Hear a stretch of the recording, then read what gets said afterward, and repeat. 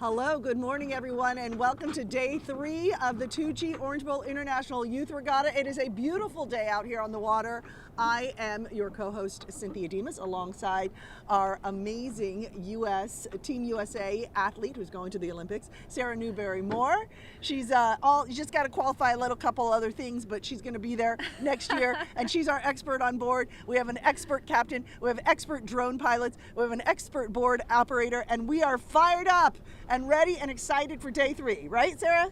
I'm so excited. It's a beautiful day today. We have a northwesterly wind. I feel it. Yes, and it's really, really great sailing conditions for the red, white, and blue fleet. Might be a little shifty, but it looks like we have around, I don't know, somewhere between 7 and 10 knots of wind. Perfect sailing conditions. Amazing. Yep. Yesterday was a little rainy, but that's okay. We got a little delay. It was a short day of sailing. Today looks like we're going to get probably everything in, don't you think? Looks like we are. I think the race committee is looking to do 4 races today in the red and yellow fleet. Right now, our first fleet on the starting line, they are about to start race 1. Okay, now you're throwing a lot of colors out, so let's just break it down, just slow it down a little bit for our folks who, don't sail often or ever. Okay, today we're going to cover the first half of the day, the red, white, and blue fleet. They sail the Opties, and red, white, and blue, that's just the age group they're in, correct? Correct. So it's, 9 to 15, I think? Red, white, and blue. It can be as young as they want, really. Okay. But the age limit is 15. Yes. Okay. And red is the older kids, and then blue is the middle, Yep. and white's the youngest. Yep. Okay. Exactly. So that's just for the awards at the end. Now, they're racing today. They qualified the first couple of days. They are racing today, and they're all racing each other. Still, there's 3 fleets. They're split into yellow, blue, and pink. Okay. Because there are so many sailors here that they can't fit them all on one starting line. Okay, so yellow, blue, and pink, is that like gold, silver, and bronze? Yes, it will be. Okay. Yes. So what do you mean it will be? Well, when they do the split fleets, you have a gold, silver, and bronze fleets, yes. In each division? As a whole. As a whole. As a whole. I've got some clarification. I need some clarification. Don't worry, we'll come back to this. We'll clarify this for you at a later time. But just so we want to get the drones up and get ready because we're getting to the start line pretty soon. Yes. Okay. And how many minutes? Right now, I think that yellow fleet is in sequence, and they should be going off any time. Okay. So we have the yellow fleet getting on the line. Yep, they're right behind us. And we're going to get our drones in place so you can see what's going on. Got a couple minutes. Do you want to kind of tell me who is at the top of the board here? Yeah, let's talk a little bit about the leaderboard in the Opti fleet. What I can tell you about red, white, and blue is that in the top 10 of this fleet, there is only 10 points separating second place from 10th place. Wow. So on a day with 4 races, anything can happen in the top of this fleet. So do we have some names? Do we know who's at the top so far? I know you had pulled that information up. Absolutely. I'm going to read you the top 10 here. We have in 10th place overall right now from Key Biscayne Yacht Club, Finley McKinney Lambert. And Finley has 23 points. Okay. And we have in 9th place Nico Palau. And he is sailing for Team Happy. He's in Red Fleet, so he's one of our older athletes. 21 points. That's only 2 points different. Wow. 8th place from Lysot, Andrew Algier, and this athlete has 19 points. Again, very close. Tied with Andrew is Arturo Zizold from Coral Reef Yacht Club. This is our home yacht club here that hosts the Orange Bowl International Youth Regatta. Also 19 points for Arturo. Right in front of Arturo, Sander Block. Sander Block in 6th place overall from Coral Reef Yacht Club. Yep. 18 points, 1 point ahead of those 2 guys who are tied. His dad, Chris, was the head of the Orange Bowl Regatta last year. That's and the correct. Year before. That's correct. And then in 5th place, we have from Italy, Artur Briganti. And he's racing for Bardolino and CRYC. Nice. 17 points. Wow. In 4th, from Coral Reef Yacht Club, Alexander Montagu. And 17 points also, so tied there with Artur. Miles Cundy is the next boat here in 3rd place. This is your top 3 here at the Orange Bowl International Youth Regatta right now. Okay. Miles, Pablo Munez Montes, and Lucas Montoya Portland. Okay. Those 3 boats are 11, 13, and 16 points respectively in 1st, 2nd, and 3rd. So exciting stuff. Exciting stuff. And in this race, the fewer points, it gets you in a higher place. Correct. So if you get first place in a race, you get 1 point. That's exactly you get right. second place, 2 points, and so forth and so on. So if our first place guy is in, has 11 points. So if he comes in first place again, he'll have 12. Exactly. And that's how it works. You like my math? I think your math is great. Thank you. I think it flies. I think it sails. Okay, let's see if we can see what's going on here with our drone shot. It does not look like they're on the line quite yet. What's going on here? What I can see right now is that we got a good view of the starting line from the drone. I know that Yellow Fleet is the fleet that's supposed to go first here, so we're going to have to wait and see what that starting line looks like as it plays out. We've got actually Yellow Fleet racing right up the course now. Okay. First start is off, so probably what we're looking at on drone footage at the moment is Yellow Fleet racing and the next flight sailing up toward the line to go into sequence. So we'll have to see how these guys start looking as they come up the beat in the Yellow Fleet. Okay, we're on to the snack bar at Coral Reef Yacht Club. So hello, everyone. Thank you. Hi, guys. Jenna Jenkins gives me updates. She says we're loud and clear. And we're glad that you guys can hear us and see us. And we're glad that you're here along for the ride. Here we go. We have some great shots right here of the Yellow Fleet as they're going on the upwind beat. Terrific. A lot of boats in these fleets.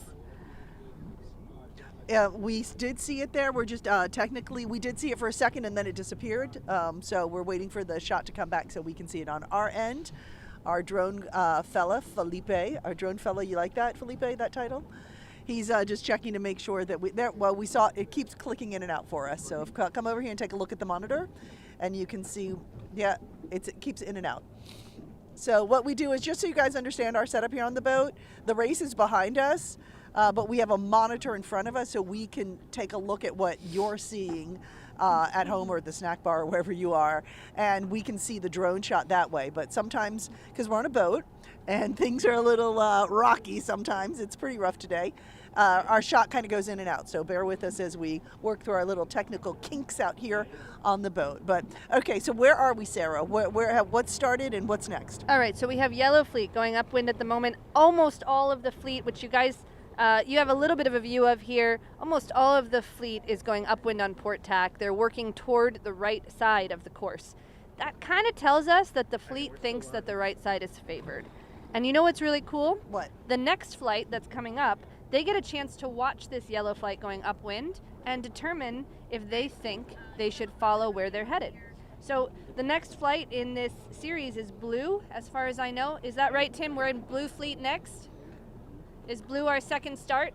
Tim, yeah? Yes? Okay, so we have blue next, and blue is probably watching these Yellow Fleeters go up the race course. The Yellow Fleet's right behind us. I know they're way in the background, but and Blue Fleet's probably asking themselves, hey, where should I go on this upwind beat? What should I do? Well, what would you tell them as a Olympic athlete and a coach? Okay, so nobody on the race course can hear me right now. Okay. So I'm safe for them to not follow my advice.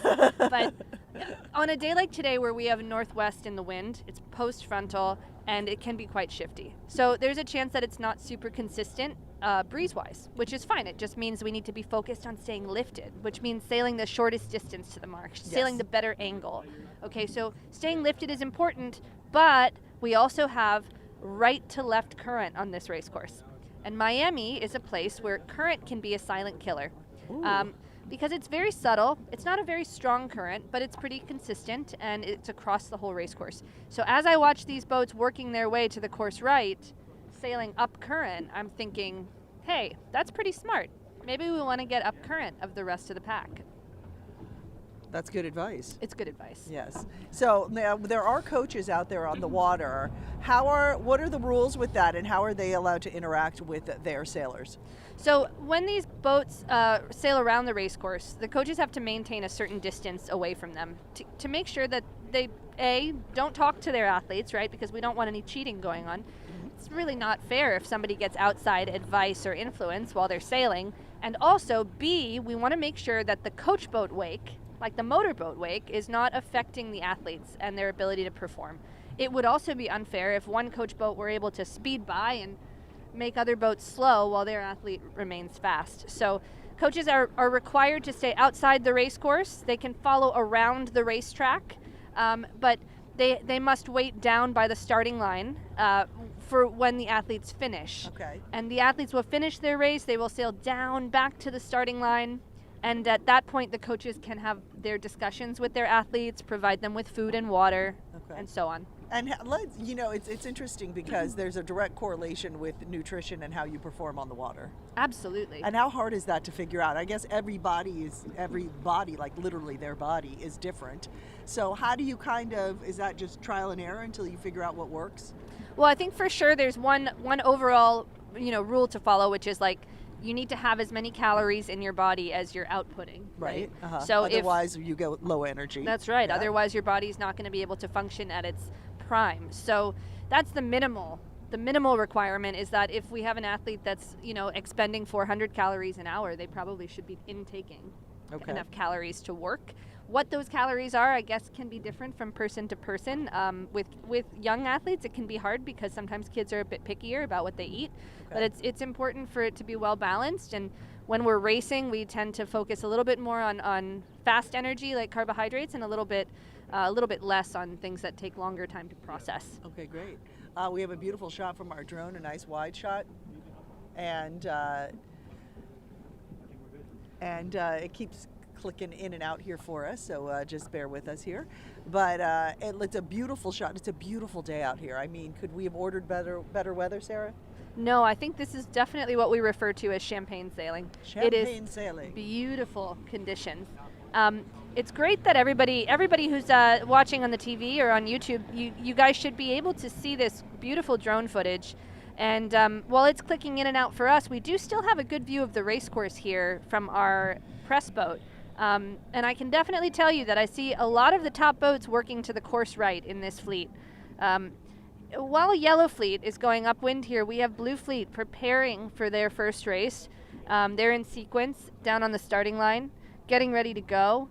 And like I said, these guys on the next start, they're probably looking upwind at Yellow Fleet to say, hey, what's working? What do I see?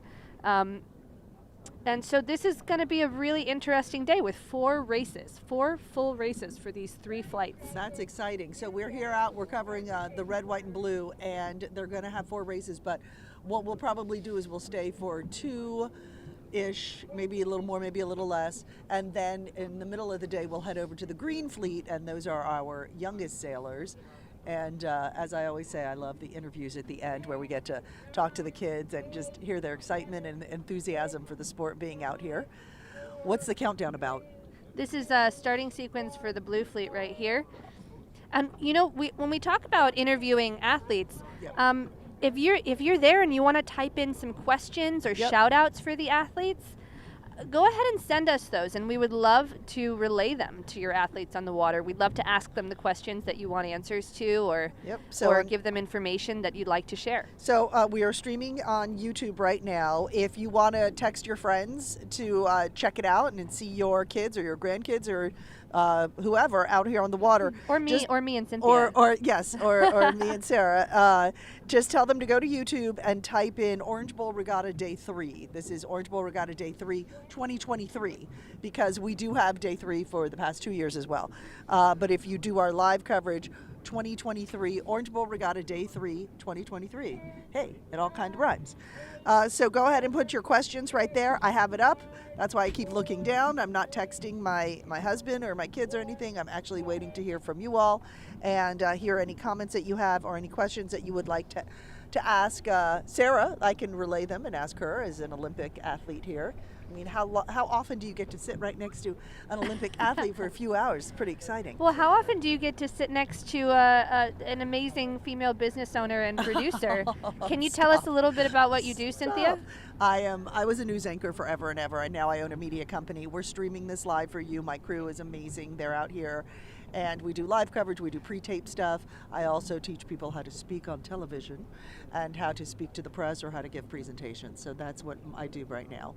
And I have 2 wonderful kids, and they're my real job, my real first job. The media company's the second job. And you are a mom?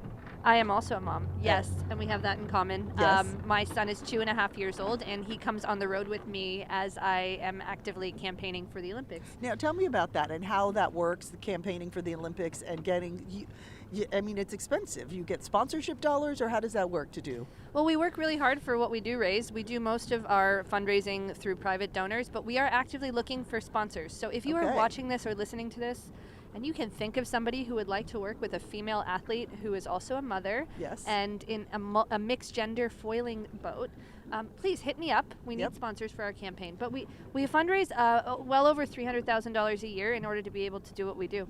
Okay, and that's amazing. And to represent the United States. So supporting Sarah is supporting the country. That is true. Did you like that? I love that. It could be your slogan. Supporting Sarah is supporting the country. United States. Thank you, Cynthia. Oh, you're welcome. So, yes, sponsorship dollars are everything for athletes, and there are companies out there that have funds just for that. So, we hope a lot of them are watching right now. Who is this? 15146, USA 15146. A beautiful single shot there. One of our amazing sailors. And we have a sheet out here with all the names on it.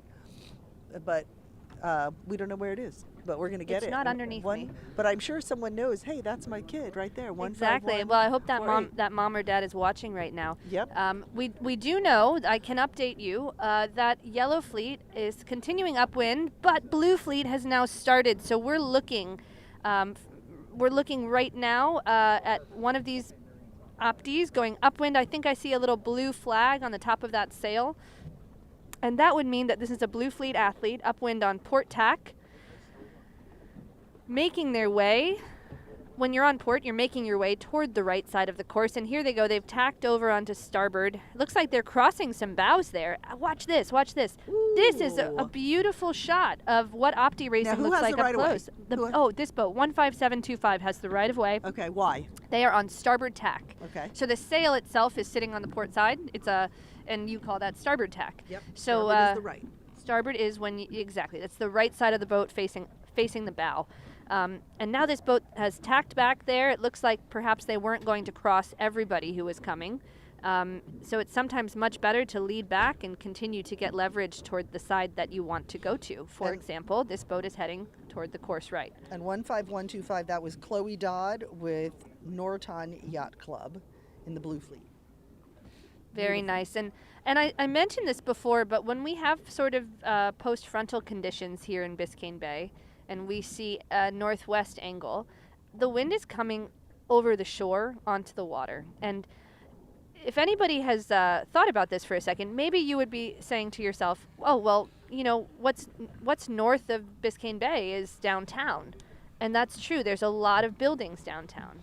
And there's a lot of buildings across the entire Miami-Dade area. So we wind up seeing fairly unstable wind when it's from the northwest. So what worked in Yellow Fleet may not work in Blue Fleet, may not work in Pink Fleet today. We have 3 flights racing upwind, and each race could be a very different upwind strategy, that we see working because of this offshore breeze. Amazing. And here we have, who do we have? 20917, the USA 20917. Check that out. 20917 tacked over onto port. Looks like they're going to be behind this boat on starboard here. 15146, I think. I'm not quite sure. We have a lot of sun on our screen here, but you can really see how these clumps of boats interact with each other. You know, you have these boats on starboard with the right-of-way, boats on port who have to give way, and the choices they make about where they go, it has a lot to do with which tack has the lifted angle, which tack is going to take you to the mark faster. 20917 USA, that is Bea Malay from SFYC, part of the Red Fleet, and a beautiful day out here. So, you know, when Yellow Fleet was going upwind toward the windward mark, I was mentioning that the course right looked really good to me. And it did. But right now we're watching Blue Fleet, and I got to tell you, these boats on the top left, they're looking really strong. They're looking really strong in the Blue Fleet right now. And that kind of really gives emphasis to the shiftiness of the post-frontal conditions on Biscayne Bay. And we just had 151, who was it? Sorry. Have a lot of papers out here. 15146. That was Trey Waters from Annapolis Yacht Club. The last name like Waters, you got to be a sailor. Absolutely. How Trey could you Waters. pass up that opportunity? Okay. Dad joke. Sorry. Let's see. Now, now what is next here, Sarah? We have yellow and blue out. The pink fleet is getting ready for their start. We have yellow rounding the windward mark, blue halfway up the upwind beat, and pink. Pink is down at the starting line, and they're getting ready to go for the first start of the day for race 1 for pink flight. Just to explain the flights a little bit, they split these athletes up because there's too many boats for them to all race on one starting line. Mm-hmm. It's a lot of boats, and we need enough room for the athletes to all be able to sail more or less in their own lane. Also, it can get kind of crazy for the race committee to manage 200 boats on a starting line, right? So they've split these guys up into 3 flights, and yellow, blue, and pink is the order of the day. And pink will remain in pink all day, blue will remain in blue all day, yellow will remain in yellow all day, and at the end of the day, all the scores are combined. Typically in Opti qualifying series, they'll reconfigure the fleets after each day so that athletes can race against different athletes so that it is fair. Quickly, taking a look at this starting line for the pink fleet, we have 2 flags up on the committee boat. That means that we're under 4 minutes in sequence. And these guys look like some of these boats are doing a great job checking the wind. Look at Bermuda here, going upwind for a second, checking the starting line, getting a line sight. This is a great shot of all the flags. Let's go over orange, then a red and white checker, then pink. Explain all those flags to us. The orange flag is the starting line itself. Mm-hmm. And so the race committee is going to be sighting down the line through these 2 orange flags. We have a perfect view of that. The job of the race committee is to make sure that they take down any numbers of the boats that are over early on the line. This red and white checked flag, I believe this is the U flag. And the U flag is a signal for the preparatory signal, and it means that if a boat is over the line at under 1 minute to go, they will be considered disqualified. They will be UFD. They cannot round the end and restart.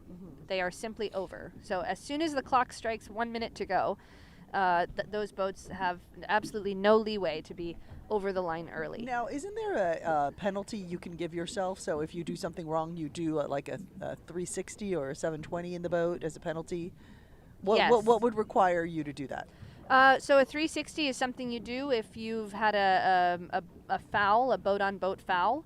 And also if you have been flagged for illegal propulsion. And it's basically as well as hitting a mark. If you make contact with a mark or you receive a yellow flag.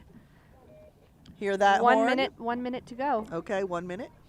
1 minute until the pink goes? 1 minute until pink goes. So that final flag there, that pink flag, that's their warning signal. That means that it's pink fleet that's in sequence, and that flag will come down at 0. Okay, Let's see. We have on this starting line right now. Cynthia, do you see all the boats all the way down the line, way on the left side of the line? Yes. That tells me that the fleet psychology is that the pin end is favored, and they want to start near the pin because they believe it's going to give them an advantage. And this is something the sailors, they just have to figure it out themselves. Their coaches aren't out there telling them or pointing them this direction, or how does that work? Well, what happens is before a start, a coach will give as much information as they can. For example, they can say, hey, the pin looks really favored. You should check it out. Some coaches might say, the pin is favored. Go there. Start there. 2, 1. And even some coaches still might say, hey, what's your plan? What would you like to do? And let the athlete make that decision. Okay, are we off here? We are off the line. How does it look? We have a whole lot of boats at the pin end. It does look like the pin end was favored. I think we're going to have boats crossing other bows that started to the right of them. We're going to have a lot of boats leading from the pin end. It was a good decision by these guys. But what you can also see in the drone footage is that everybody who really didn't succeed in having a successful pin end start, they're really stuck down there in a clump. So maybe that wasn't the way to go. Yeah, I mean, when one side of the line is really favored, only a handful of boats are going to make it out of there really strongly. So it's always worth a thought of, is there someplace lower density that I should start if I just want to have a clear lane? And you can really see the fallout of that. Boats that are late to the starting line are way behind in this shot. I would highly recommend our Opti sailors to review this footage of starts, because sometimes when you're down there doing it, it's so hard to really understand what's happening. Right, because you can't see that clearly. That's right, and you zoom out and you get this drone shot and you just go, whoa, I'm a football field behind if I don't start on the line. That's right. And then how you said you want to go check out each side. I mean, how much time do you have to do that, to kind of sail around and really feel it out? Well, the athletes get launched. They get their D flag and they launch well before the start. And so the faster they can get down to the race course, the sooner they have a chance to check the line. Okay. But in between starts, like let's say you're pink and you've been waiting for the yellow and the blue to start, you don't have a ton of time to do it. And then when you cross the line, how quickly do you know how well you did? I mean, obviously, if you're first, you could figure that out, or second or third. But beyond that, how do you get told right away, or you think, oh, I think I was about this, and I just have to regroup my head for the next race? How does that work? So when you cross the finish line or the starting line? The finish line. Ah, okay. Yeah. No, I think for sure if you're in the front of the pack, you have a good idea of how many boats are in front or behind. But in the mid pack, it can be really hard to tell. Mm-hmm. Although what typically these sailors do is keep track of the numbers that are around them, because it helps them gauge if their decisions are helping them or not. So I would say the short answer is you really need to just regroup and get back down there. Right. Because the race is over. The race is over. It's time for the next race. It's time for the next race. Get your head in the game. Absolutely. Look at these guys here. We got these guys going downwind. First fleet, yellow fleet, going downwind. Most boats are on. They're on port jibe here. Heading into this gate. Mm-hmm. A lot of boats on port jibe. That could be because we have current pushing from right to left. Okay. And I see everyone's dagger board is up. Why are they doing that? Oh, that's a great question. The dagger board is really essential upwind to reduce side slip, but once you go downwind, it's just extra drag. So you lift it up so you go faster. Yeah, you don't want that drag. You want to get rid of it. Because it's a drag. It's a drag. Yeah. All right. And it's good. The wind's pretty solid out here today, huh? Yeah, I think we have pretty good breeze. I would say it's a bit unstable in the sense that it's coming and going in velocity and angle. The angles are changing. What we're noticing is that when we have pressure across the course, the right angle is very strong. The starboard tack is very strong. But when the pressure goes away, sometimes there's not a lot of pressure on the course right. Okay. Ooh, 22959. It's a great shot there. Oh, that's Sander Block? Sander Okay. Block is one of our top 10 athletes. I believe going into this race, he was sitting in 6th place overall. Yeah. His parents are Chris and Catherine, so they're probably watching going, looking good, looking good. Does he look like, is he in the front? Can we figure out where he is so mom and dad can know? Maybe we can get the drone shot to zoom out here so Let's we can get get a our perspective. relative. Okay. Here we go. That's Hey. looking pretty good. That's a good place to be for Sander. I'd say maybe he looks like he's leading that race. What do you think, Cynthia? I think, first or second. I don't know if they're going, the boat to the left of him. I think That's he's behind him. I Okay, I think think he's he is leading right now. Yeah. Okay. Let's Way see. to go. Let's see. And he's Okay. a nice kid, too. Not just a good sailor. He's a nice person. I have found so many of these Opti sailors to be such nice kids. They are. They really are. And you know what? It's amazing because they're so much like sponges. They're out there learning everything they can all the time. And Let's see who's right behind him. Can we swing the drone around so we can get the number on that other boat right behind him? Let's see who that is. Oh, we kind of, nope. Oh, that looks like third place there. Who's that? 2131 21315. 21315. See who Okay. that is.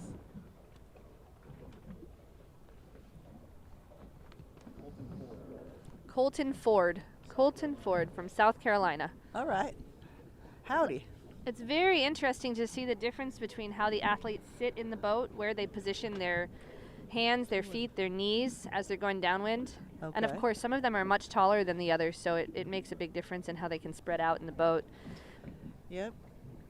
And these Optis, if you don't duck, you will get hit in the head with the boom. For sure. For Remember. sure. That's why they call it that. The boom. The boom. Boom in the head. Hit him in And the head. it's kind of hard. We have some, people who are not involved with the race who are out here and they kind of come zipping by. So we try to signal to them to slow down. It's hard to manage. I mean, it is a wide open ocean out here. So some people don't understand. And it's hard. That's what we do want to thank our volunteers out here. We have so many volunteers who are out here trying to control the perimeter here and make sure that everybody is just safe. Really, that's the number one goal. Yeah, when you have 200 sailors on the race course, safety is so important. Well, altogether at the regatta, I think there's about 700. Absolutely. Of course, this is just one of the 4 divisions. So yeah, I think this is this the biggest group, right? I think red, white, I believe and blue. so. Red, white, Yeah. and blue is the biggest group here Yeah, at the about Orange 200. Bowl It's amazing. International Youth Regatta. Yeah, though you can actually pull off the logistics for this. I mean, it is a lot of work. You know, when you think about the scale of an event like this, it's really mind-blowing. It is. And it's so interesting because for the athletes, for sure, they're in a fleet with 75 plus boats. So if they were to think about every single boat out there, that would be overwhelming for them. They have to stay focused on what's right in front of them. Stay in your lane. Stay in your lane. Yeah, and it's so fun for them, and they get to meet people from all over the world and come together at these different events. It's just wonderful. Yeah, and can you tell us a little bit about the sponsors for this event? So our big sponsor is Tuuci Umbrella, the ultimate umbrella company, incorporated is what it stands for. And they are our primary sponsor, so we thank them for our second year in a row of being our primary sponsor. And you're tight with another big sponsor. Harkin Derm is an amazing sunscreen skincare company. It is a dermatologist, a world-renowned dermatologist-led company. And I use the products every day. Oh, good. So actually, it's funny because they also sponsor the U.S. sailing team. They take good care of us and have taught us so much about skincare, which is really essential in our sport. They're additionally a very environmentally friendly company. Okay. And reef-safe sunscreen is a big deal. And we do also want to thank our host club, Coral Reef Yacht Club. They open their doors every year for this, and Coral Reef is so welcoming, and it's my second home actually in South Florida. I love it. The general manager is amazing, Jim Van Buren. He runs a tight ship. That's what I like. He grew up military and he runs it tight. And he just texted me 30 countries, 710 sailors. Wow. 30 countries, 710 sailors. So that is a lot of people coming together in one location, and it's just, we're so happy that they get to experience life on the water here in South Florida because we're really proud of it, right? You and me? For sure agree. I'm a native Miamian. I'm a native Miamian. What a special thing. We're born in Miami. I have to say it's a great place to live and it's a great place to work. Yep. It's a great place to sail. Look at these guys. They're rounding the gate marks here. From my view, that mark on the left-hand side of the screen, it looks favored. Okay, and this is the point where you decide, I'm going to go right or I'm going to go left. Yeah, and the truth is, we can refer to it as going on the right side of the race course or the left side of the race course, but you can take the left mark here in the screen and still tack over and go right. Oh. Because one of them might be so much more advantageous that even if you want to get to the right, being around that mark puts you ahead of the boats that took the opposite one. That is a lot of information, though. That is, and the shortest distance. It's always coming back to the shortest distance. Okay. And look at what we have here. Oh, look at this. Hey, we have a Dutch sailor here. Netherlands 3082. Welcome.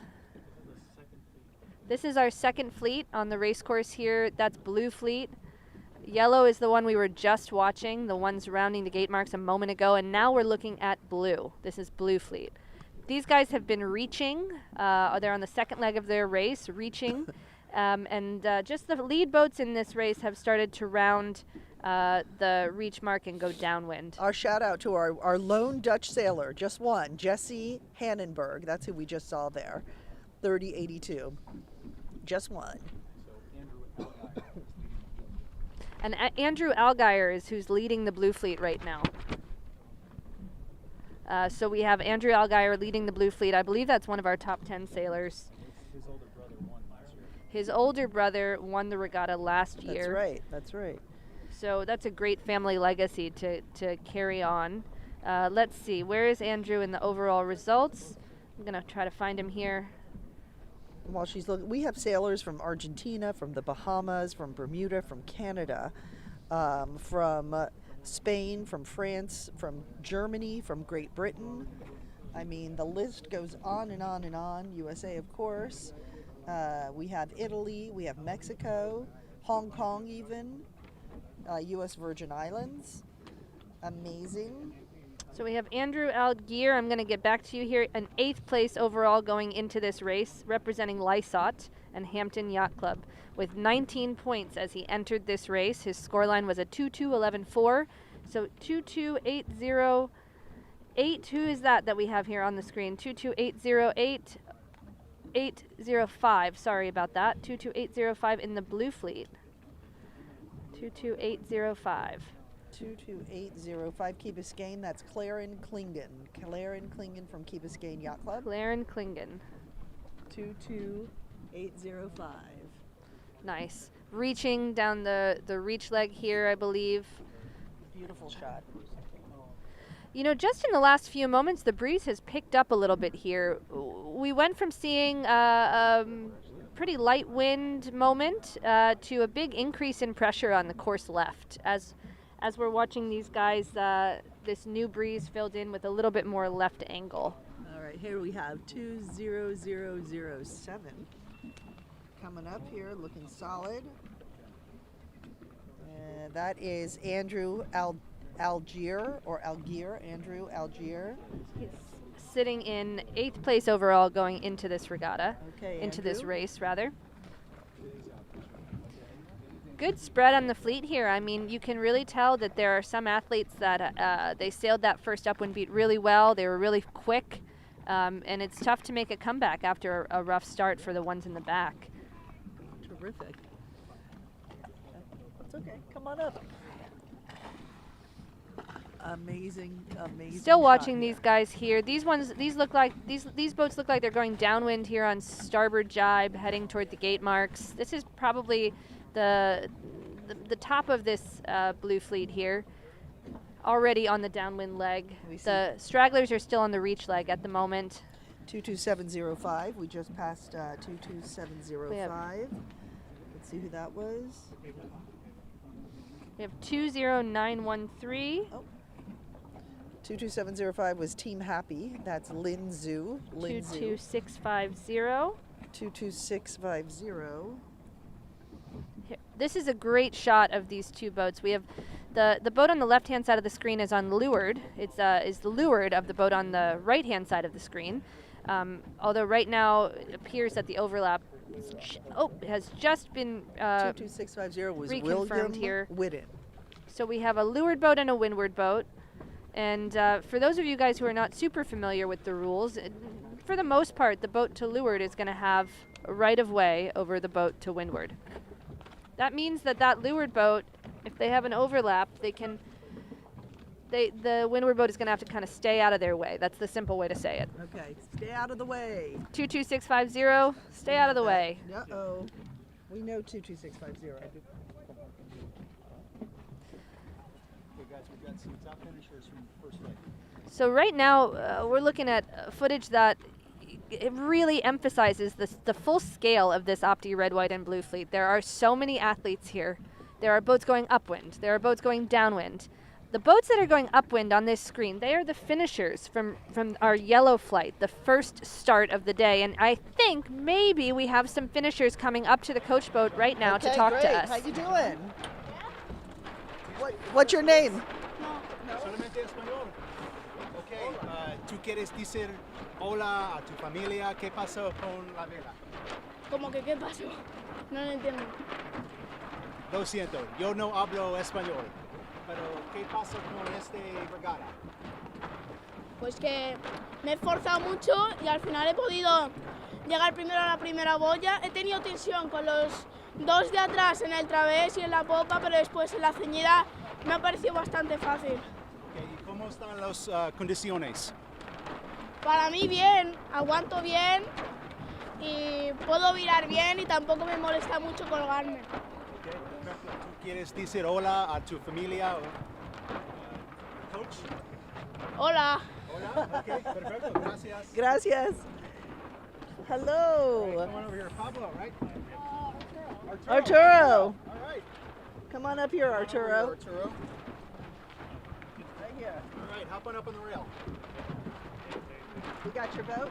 How's it going? Look Good. at the camera right there. See it? Yeah. Okay. Tell us about the race. How was it? It was really good. I was in 8th place at the beginning, and I I tried hard and I kept a good state of mind and everything went well. How do you think you did? I did really well. I caught up a couple places, around 6 or 7 places at the second upwind because of the strategy, and I stayed strong. What was the hardest part? Keeping a good state of mind and believing that you could do it. And what's your strategy? Do you have a special something you eat in there in the boat, or what's your strategy?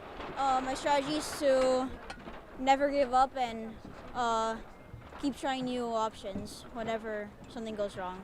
Amazing. Thank you so much. Next time you come around again and talk to us after the next race. We love having you here. And come up, we have another sailor here. Yes, be like water is written on his boat. I like that. Yes, be like water. So we love this. This is the best part when the sailors come up here. Hey, I know you. This is Sandra Block. Come on up here. You want to jump up? So look in the camera right there, Sandra, and talk to everybody at home. How did you do? How did you finish? Do you know? I got 3rd. Okay, and how does that feel? It feels okay. I lost a boat I gained a boat on the downwind, and then I lost it back on the upwind. So it looked like you were in first place for a while there. Yeah, but the pressure came in on the left side of the downwind, and I couldn't get over there in time, so I had to kind of sit where I was, and then 2 people really got a lot of good pressure and passed. So. And what were the conditions out there today? Were they working for you, or?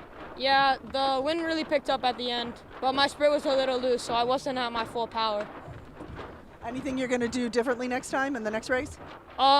Just be more careful looking for pressures. I should have maybe looked more on that right side on the downwind. How do you feel when you're out there on the water? Very calm. So it's good to be calm. It is good to be calm. All right, we'll let you get ready for the next race. We appreciate it. We know you're going to do terrific out there. You want us to say hi to anyone before you go, or thank you? Hi, Mom. Hi, Mom. That was for you, Catherine. All right, you got it, sweetie? Okay. All right, that was fun. That was fun. Woo! Okay, we do want to bring a special guest in we have here, who I think that I'm going to give her my microphone. Here, take my seat and my microphone, and I'm going to let Sarah talk to you because she knows a lot about your product. Hi, Sarah. Welcome. Thank you. Can you tell everybody, just introduce yourself and tell everybody a little bit about Harkin Durham and how Harkin Durham became involved with Orange Bowl International Youth Regatta? Sure. So my name is Edith Olas Harkin. I'm the co-founder of Harkin Durham. I'm a full-time dermatologist still, and we created this sunscreen specifically for sailors.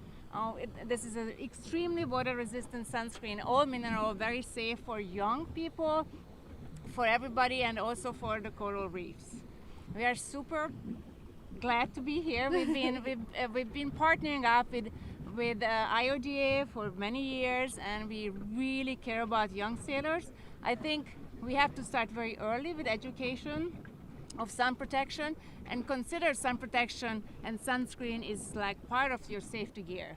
You put on your hat, you put on your glasses, and you put on your sunscreen every day. Absolutely.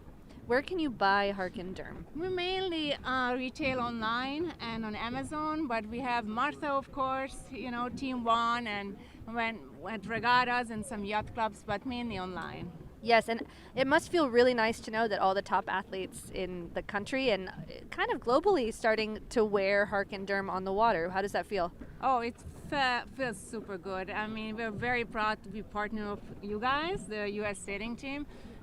We are official suppliers from the American Magic team, and when we travel around now the world with Peter, with my husband, I mean, it's super cool because sometimes they recognize me. Oh, you're Harkin Durham, It's not like, oh, he's Peter Harkin. No, you're from Harkin Durham. So I'm really proud. Well, we're really proud of you, and we're really proud to represent Harkin Durham. And I also think it's really amazing for our parents and our spectators here to get to see one of the faces of Harkin Durham, because there are beautiful faces at Harkin Durham, and the product is a big part of that. So thank you for being with us, and thank you for supporting the team. It's a pleasure. Thanks, Sarah. Of course. Is there anything else you want to share about the product? You mentioned that the product is reef safe. Yes. That's a unique thing, right? Like not just the sunscreen itself, but also the packaging. Is that true? The packaging is sugarcane derived plastic, so we're very into, of course, sustainability. We are selling these for people who care about the ocean, so sustainability is super important for us. Yes. Yes. And obviously it's reef safe, so it's only mineral filters that don't harm the coral reefs. Yes, and I have one more question for Yes. you. If you were an Opti sailor or a 420 sailor or a laser sailor, I think maybe this answer seems obvious, but what would be your most important approach if you could go back in time to when you were a kid? How would you treat your skin? What would you do? I would say brush your teeth and put on sunscreen. And sunscreen is not a beach or recreational product. Sunscreen is an everyday must for your skin, just like you're brushing your teeth. That's such good advice. Thank you. Thank you so Thank much. We're you. going to get our finish line right here, 22810. Looks like we just had our first Andy Ulmer, and Annie, and then 20007 looks like our second place finisher. And then who's behind that? Can you see, Tim? Ben Granger, 19350. So it looks like we have our top three. Come on up here. We're going to talk to our friend here, 22810. Come on Annie up. Can you pop up Ulmer. right here for a second?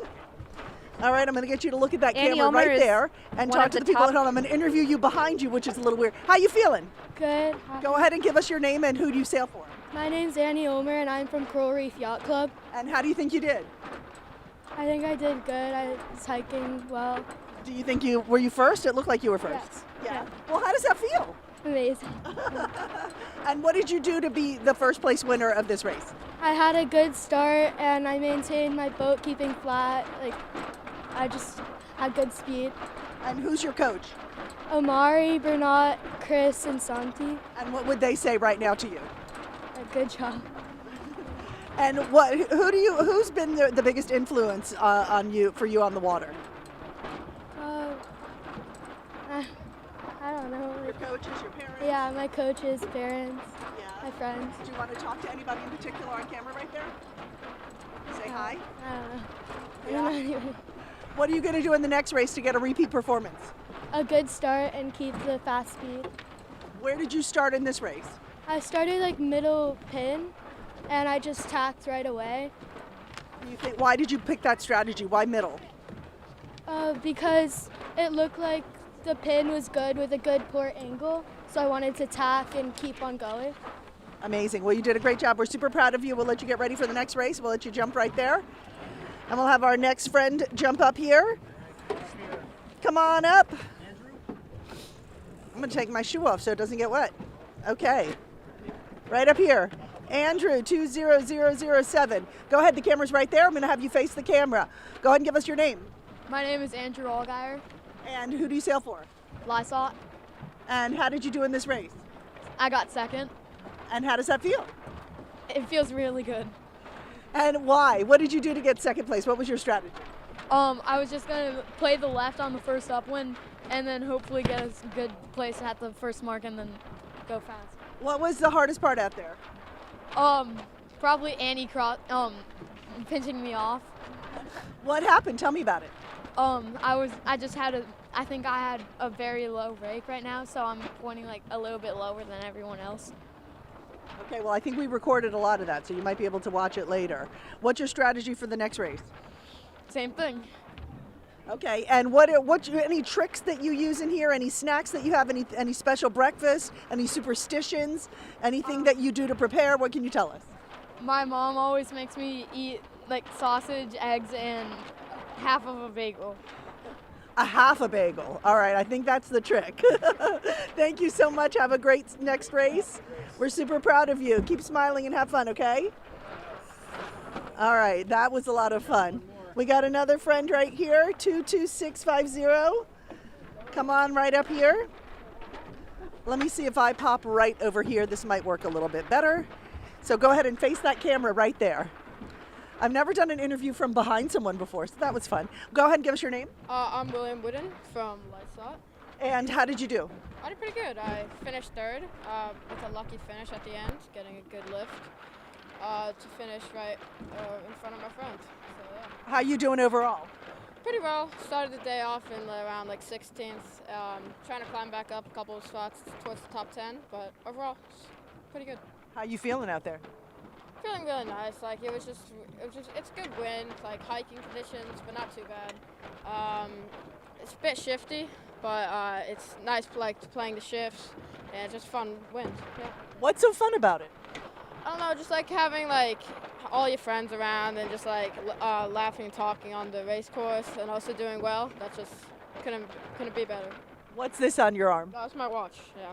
And are you checking that through the race? How does that? Are you a certain time you want to get to a certain buoy? How does it work? No, I only check it on the start and then I just ignore it for the whole rest of the race. But yeah. Okay. How did you prepare for today? Anything special? Today, woke up like normal. I was taking it easy though. Like went to club a little late, but it was pretty easy. Yeah, it's good. Solid job. We'll let you get ready for the next race. Thanks so much. We appreciate your time. Amazing. All right, Sarah, I think we had some pretty excited sailors there. I think they all did a really great job. And I think they're going to have a lot of fun in the next race too. What do you think? I think so, for sure. The energy is so great out here. Our young athletes are definitely living up the good conditions after 2 days of tricky stuff. Woo. So I can really see it on their faces. I hear it in their voices. And it's so exciting to hear the adrenaline too, right? Like they're so stoked after a race, partially because they've just really been performing. Right. They're at the top of their game here. They're just doing the best they can in the moment. And they come up here all energized and finished up. 7 minutes. What's happening in 7 minutes? 7 minutes, around 7 minutes until the next finisher. Okay, we have Yellow Fleet heading back down to the starting line. We have Blue Fleet heading back down to the starting line, and finally our Pink Fleet almost done, 7 minutes away from finishing here. Amazing. How did that look? That first race there? Well, I think in the first race the right side was much more powerful on the first beat than it was later in the racing for the next flight, actually. So for Yellow, I think they saw a bit more right favor in the first upwind. Blue started to see some strong left pressure. Okay. And Pink, I think, saw the most of that strong left pressure on their first upwind beat. Really, the first leg of the race, the upwind, it's the most integral part of the race itself, right? Like if you gain a lead at that moment, you just have to kind of babysit your lead. You have to sail well and defensively and smart and maybe try to move forward a little bit at opportune times. But if you were able to choose the right end of the starting line and choose the first shift and be to the left of the pack in the Pink race and be to the right of the pack in the Yellow race, and that was what really mattered. What are we looking at right here? Right here on the drone, we have footage of our, I believe, of our Pink Fleet going downwind, heading into the gate marks. This is the last flight of race 1. That's what I believe I see here. Oh, no, these guys actually, I apologize, everybody. They're getting ready. This is the Blue Fleet sailing back down to the starting line from the finish boat. And that boat we see right there with the orange flag, that is our pin end boat. That's a great shot of the starting line. Almost exactly what the race committee is looking at when they're sighting down the line to see who's under and who's over. Now, I don't know if we had anybody over the line in any of these 3 starts. I don't have that information right now. So how does it work if someone's over the line? If there's too many people, they do a general recall. But if it happens over and over again, then they will just black flag you, and then that race doesn't count for you? Well, really good question. First of all, if they can catch the numbers of all the boats that are over, they're going to let the race continue, and they'll just write down these numbers. But if it's too many? If it's too many, they'll do a general recall or put a postponement flag up. Gotcha. And then they'll restart the sequence. Okay. Of course, the black flag is it's definitely, the race committee will put it up when they're getting tired of too many general recalls. That's like, come on, let's get it together out here. Like, okay, we're putting the black flag up. That's usually what the PRO sounds like over the radio when they go to do it. They're like, I don't know if we want to play everything that's said over the radio. We might get beeped. I think that could be true. That could be true. But that being said, we really do appreciate okay, we're looking at the start line for the next sequence upcoming. This is the committee boat. We see Yellow Fleet with the U flag up, getting ready to go. That means we're under 4 minutes to go to the start.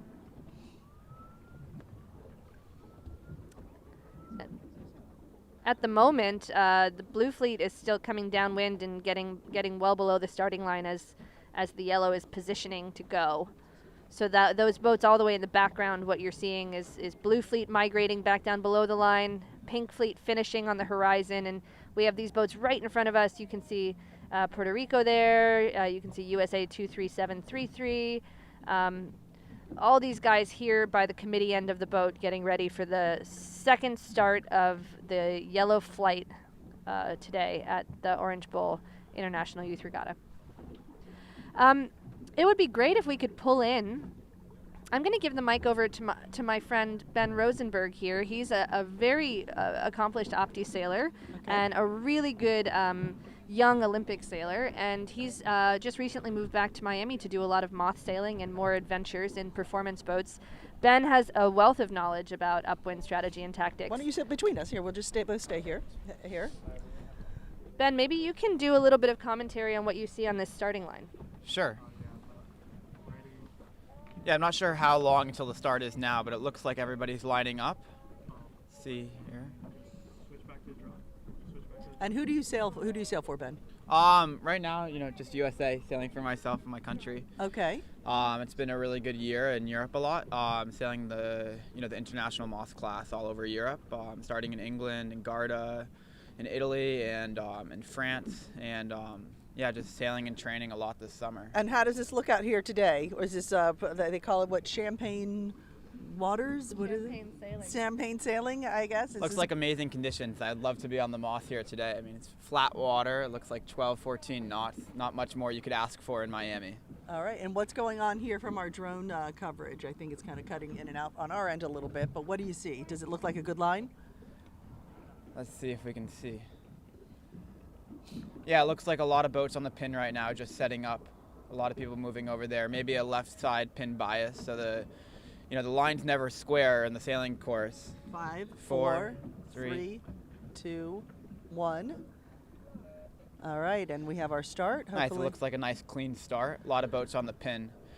So the starting line is never even. So here it looks like the pin might actually be closer to the windward mark. So if their boats are starting on the pin side of the line, they might actually be sailing less distance to somebody starting on the boat end, which is the right end of the line. Okay. So the guys on the pin end might be getting a big advantage over there. And what was that horn? What was that all about? I think it was the finish right behind us for the pink fleet. All right, the pink fleet is finishing. Looks like Spain is in the lead for the pink, followed by USA. Let's see who's coming up here. And maybe we could even interview them. So we have a race underway. We have our pink fleet just finished up here.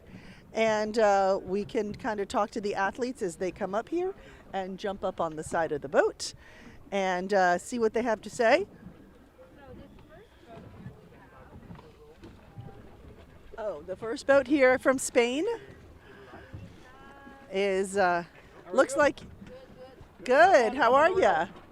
What's your name? Nico Palou. Nico, you want to pop right up here on the side of the boat and we're going to do a quick interview with you. Nico. She's not the best.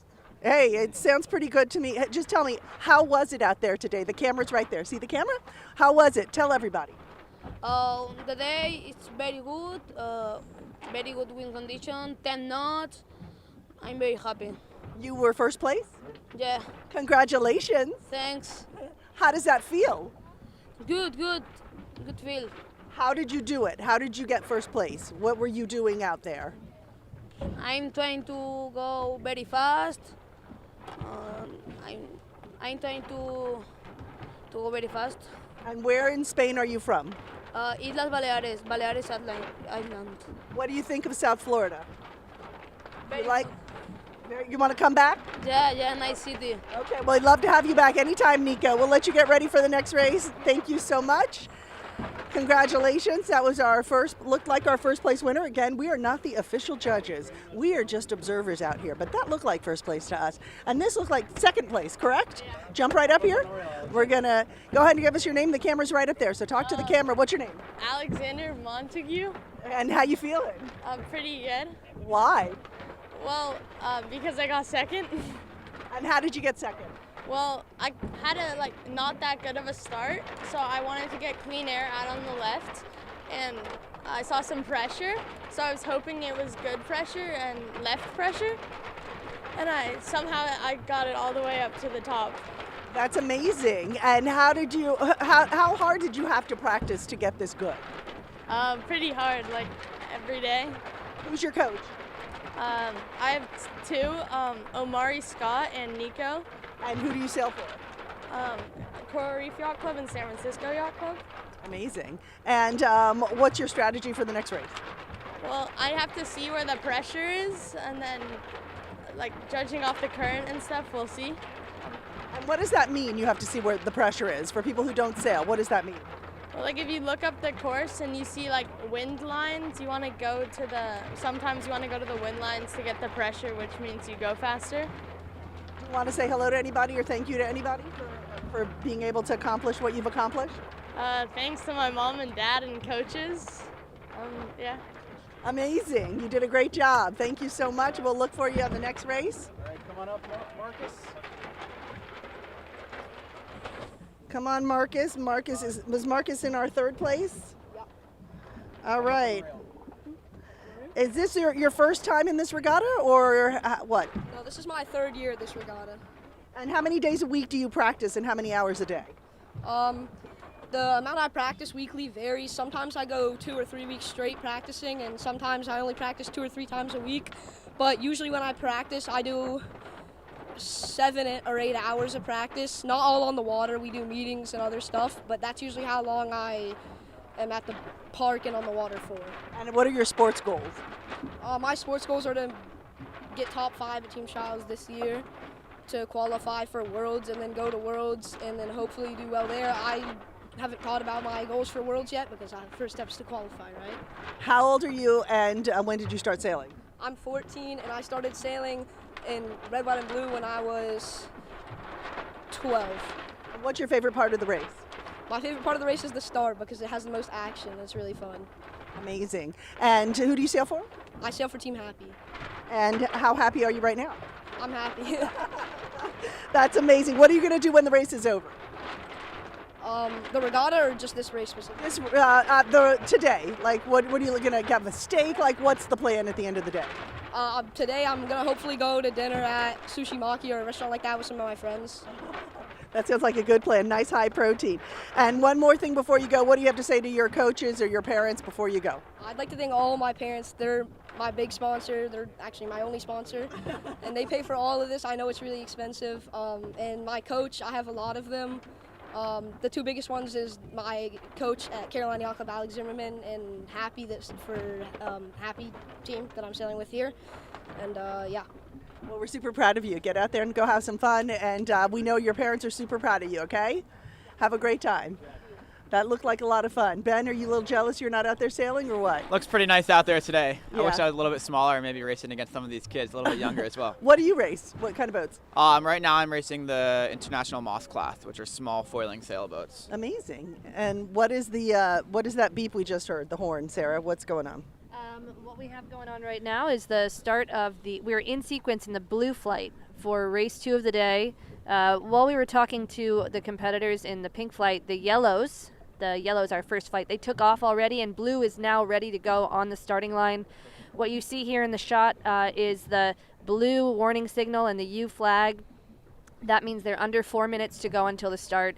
What I can tell you from the last start, and Ben brought this up, is that the pin was looking quite favored. Additionally, we saw a ton of line sag on the start from the yellow flight. So I hope these blue fleeters, I hope they figure out that they need to get a little bit closer to the line in the middle of the line if they're not going to start at the pin end. So let's see how that plays out for these guys. They're definitely under the 4, and it looks like people are really getting ready. All right, it looks exciting. You know what, Sarah, catch us up to where we are. How many races have we had? Where are we going next? I know they're doing 4 races today. So just if people are just joining us right now, kind of catch them up to where we are at this point of the day.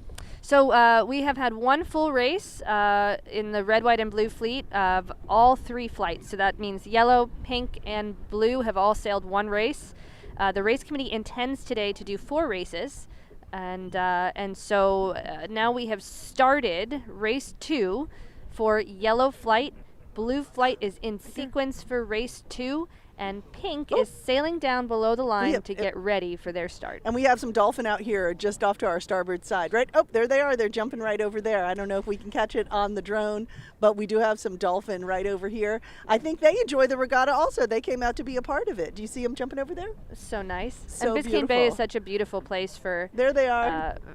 For spotting wildlife. We're an estuary here in Biscayne Bay. And what's we're an a place estuary, where Sarah? An estuary is like it's a warm-ish water, shallow-ish water place where breeding of lots of species happens. It's a great place for sea life to grow and reproduce, and so we have a ton of wildlife here in the Biscayne Bay estuary. And I think they like our sailors because they came out here to wish them well. Aren't dolphins do. good luck? I think yeah, I would say think so. Let's Why say not? yes.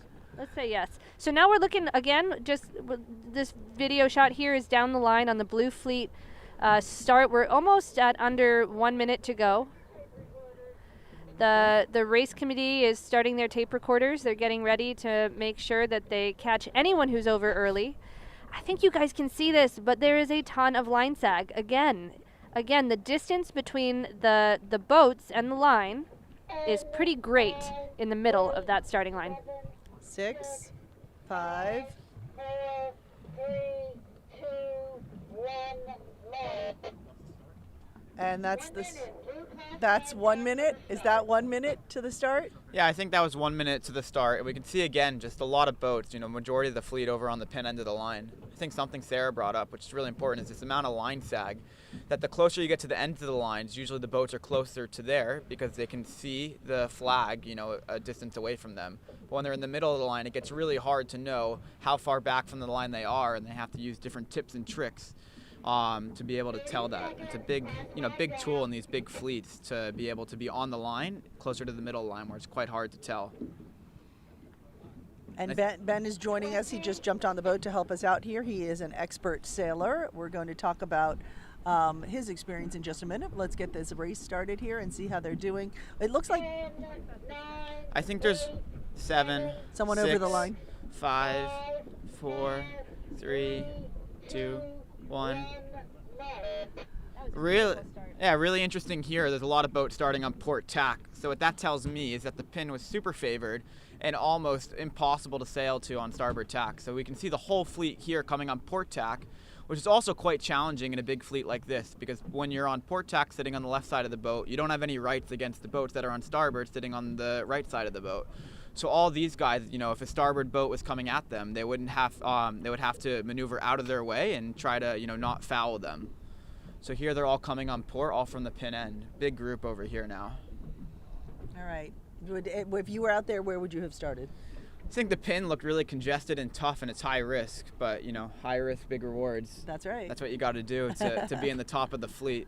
For sure, there are safer ways to go, but if you want to be at the top after the start, for sure, the guy who won the pin most likely is in first place right now. Amazing. And tell us your background, Ben.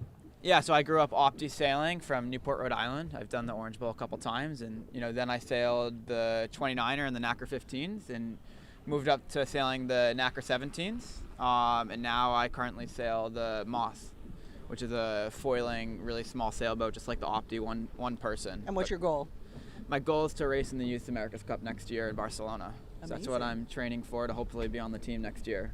That's terrific. Well, we're so glad you joined us out here today to give us your expertise and your knowledge. Well, thanks for having me. Well, thanks for coming. What are we looking at here, Ben? Tell me. Yeah, I think all the boats are still on port tack, which means, in my mind, the port tack would be favored, which means they would be heading, you would sail an angle to the wind, but the mark's not always square. So if you're on port tack right now, it looks like they might be lifted, which means the wind's shifting less, and they're going to sail less distance by staying on port tack. Who looks like they're in first place?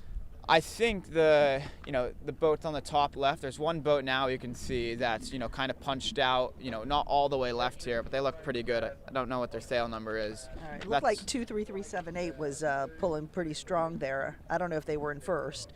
23378.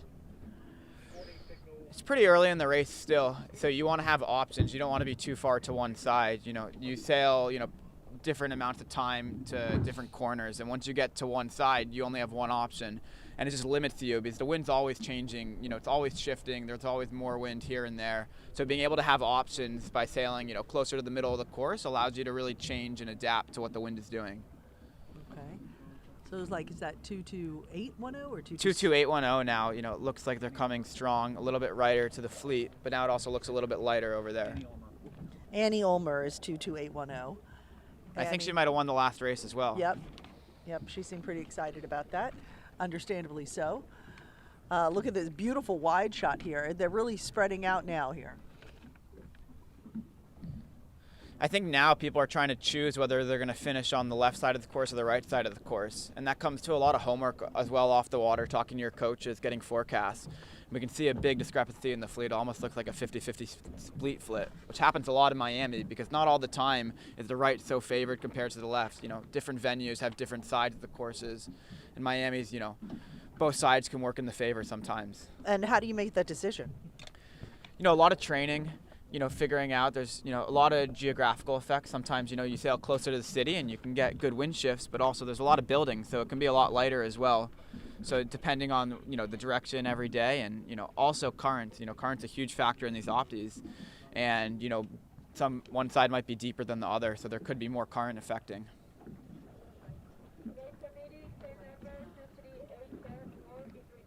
22862 is coming up here. So I think the current right now is going the right to the left. So, if you were on the right side of the course, it might be actually helping you get upwind a little bit. The current, can sometimes actually bring you up the race course and push against you downwind. So sometimes you want to sail in shallower waters or deeper waters depending on where you're trying to go, maybe on the reach leg or on the downwind or the upwind, as well as the wind. So it can be quite complicated in these boats because the right side of the course might be more wind, but it might also be, a negative effect with the current. So you gotta, make that decision. 22862 is Mia Noritaki.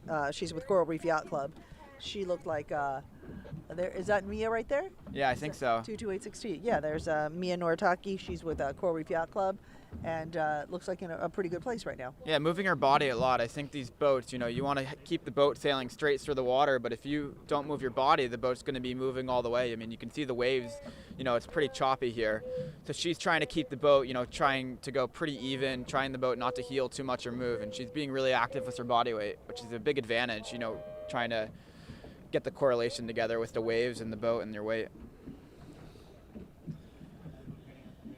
So you sailed in the Orange Bowl Regatta yourself a few times? Yeah, I think in the 29er a couple times. Yeah, how was it? Yeah, it was a good event. It's always nice down here. Done a lot of training in Miami on the NACRAs. But you're based out of Newport? Yeah, I'm based out of Newport. So it's, what's the difference of sailing in like Newport versus Miami? I think the bay in Newport's quite a lot smaller, so you get a lot, more boat traffic, so it gets hard, but you also have a lot of options. You can go to the ocean like Miami, but you can also sail inside. There's a lot of different options, but quite similar conditions. But much deeper water. Okay, we're looking at the start of Pink right here. They're getting organized, so we're waiting for them to get on the line. We got a few minutes to wait, and waiting for them to get on the line right here. And it looks like they dropped the pin back now, so trying to eliminate the pin bias, which is quite interesting. Maybe it will be, more spread out evenly across the line this time. So is that pretty common to do that? Yeah, I think the wind probably shifted left, or it might have shifted left. So I think, once the race committee realized that the line's not even, then they want to make sure it's even for the next race. But they want the line to be as square to the wind as possible. Okay, and if you can have our shot right here, we have all of these boats there. This is the first race that took off. We're right in the middle of the course. Apparently, it's okay for us to be here. Don't get upset about that. And they are sailing right by us. It's a beautiful view of the kids coming right by. We have 20913 coming by, and 4096 Argentina, and 20007 USA. Oh, we interviewed him before. He did a great job. So let's see what the strategy is. What's happening? We're in the middle of the race. Is this kind of bizarre? Yeah, and some type of strategy, which plays in stadium style racing is, obstructions in the race course, trying to actually use it to your favor. So, how do you do that? if you're following, a person, they're going to have to tack if they're going to be on a collision course with the power boat. So you can tack before them. So they're going to do a maneuver, which all the time you don't really know when they're going to tack or jibe. But if you're going up towards, say a seawall or a motorboat like this, like they have to tack. So it can help you because you know what their next play is going to be rather than reacting. Are there regattas where they put a bunch of obstacles in the way on purpose? I think the stadium style racing like the America's Cup and Sail GP, you can't just sail straight to the mark. There's always going to be stadiums and piers. So you have to watch what the other boats are doing and be prepared. But you always know when somebody's sailing towards the shore, they're going to have to tack. There's no way they're going to sail through the pavement. Can't do that. And when you were in the Orange Bowl, how did you do? Did you do pretty well? I think I did all right. I don't remember exactly where I finished. Maybe top 5 or something like that. How many regattas have you sailed in? I've probably sailed 10 or 12 regattas, but I think I've only done 2 Orange Bowls in the 29er. But I've been in Miami a lot. It's great sailing, great conditions. It's not bad. Not bad at all here, huh? No, it's a perfect place. And I just moved down here for 3 months for a lot of moth training and biking. So it's been being a good time so far. That's amazing. And how do you know Sarah? So Sarah used to coach me in the NACRA 15 when I was younger, and I've ended up working with her and her partner David Liedenberg. For the past year, they're training to go to the Olympics, and I've been helping them out in Europe quite a bit, filling in for their coach Thomas Zayak when he is busy with his kid and other sailing. All right, looks like we're getting ready. We're getting on the line again. Is this the third group? Oh.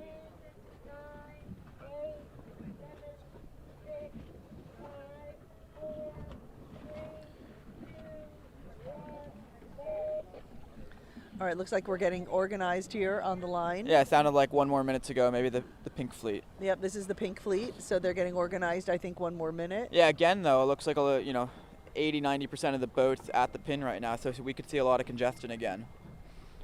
Okay.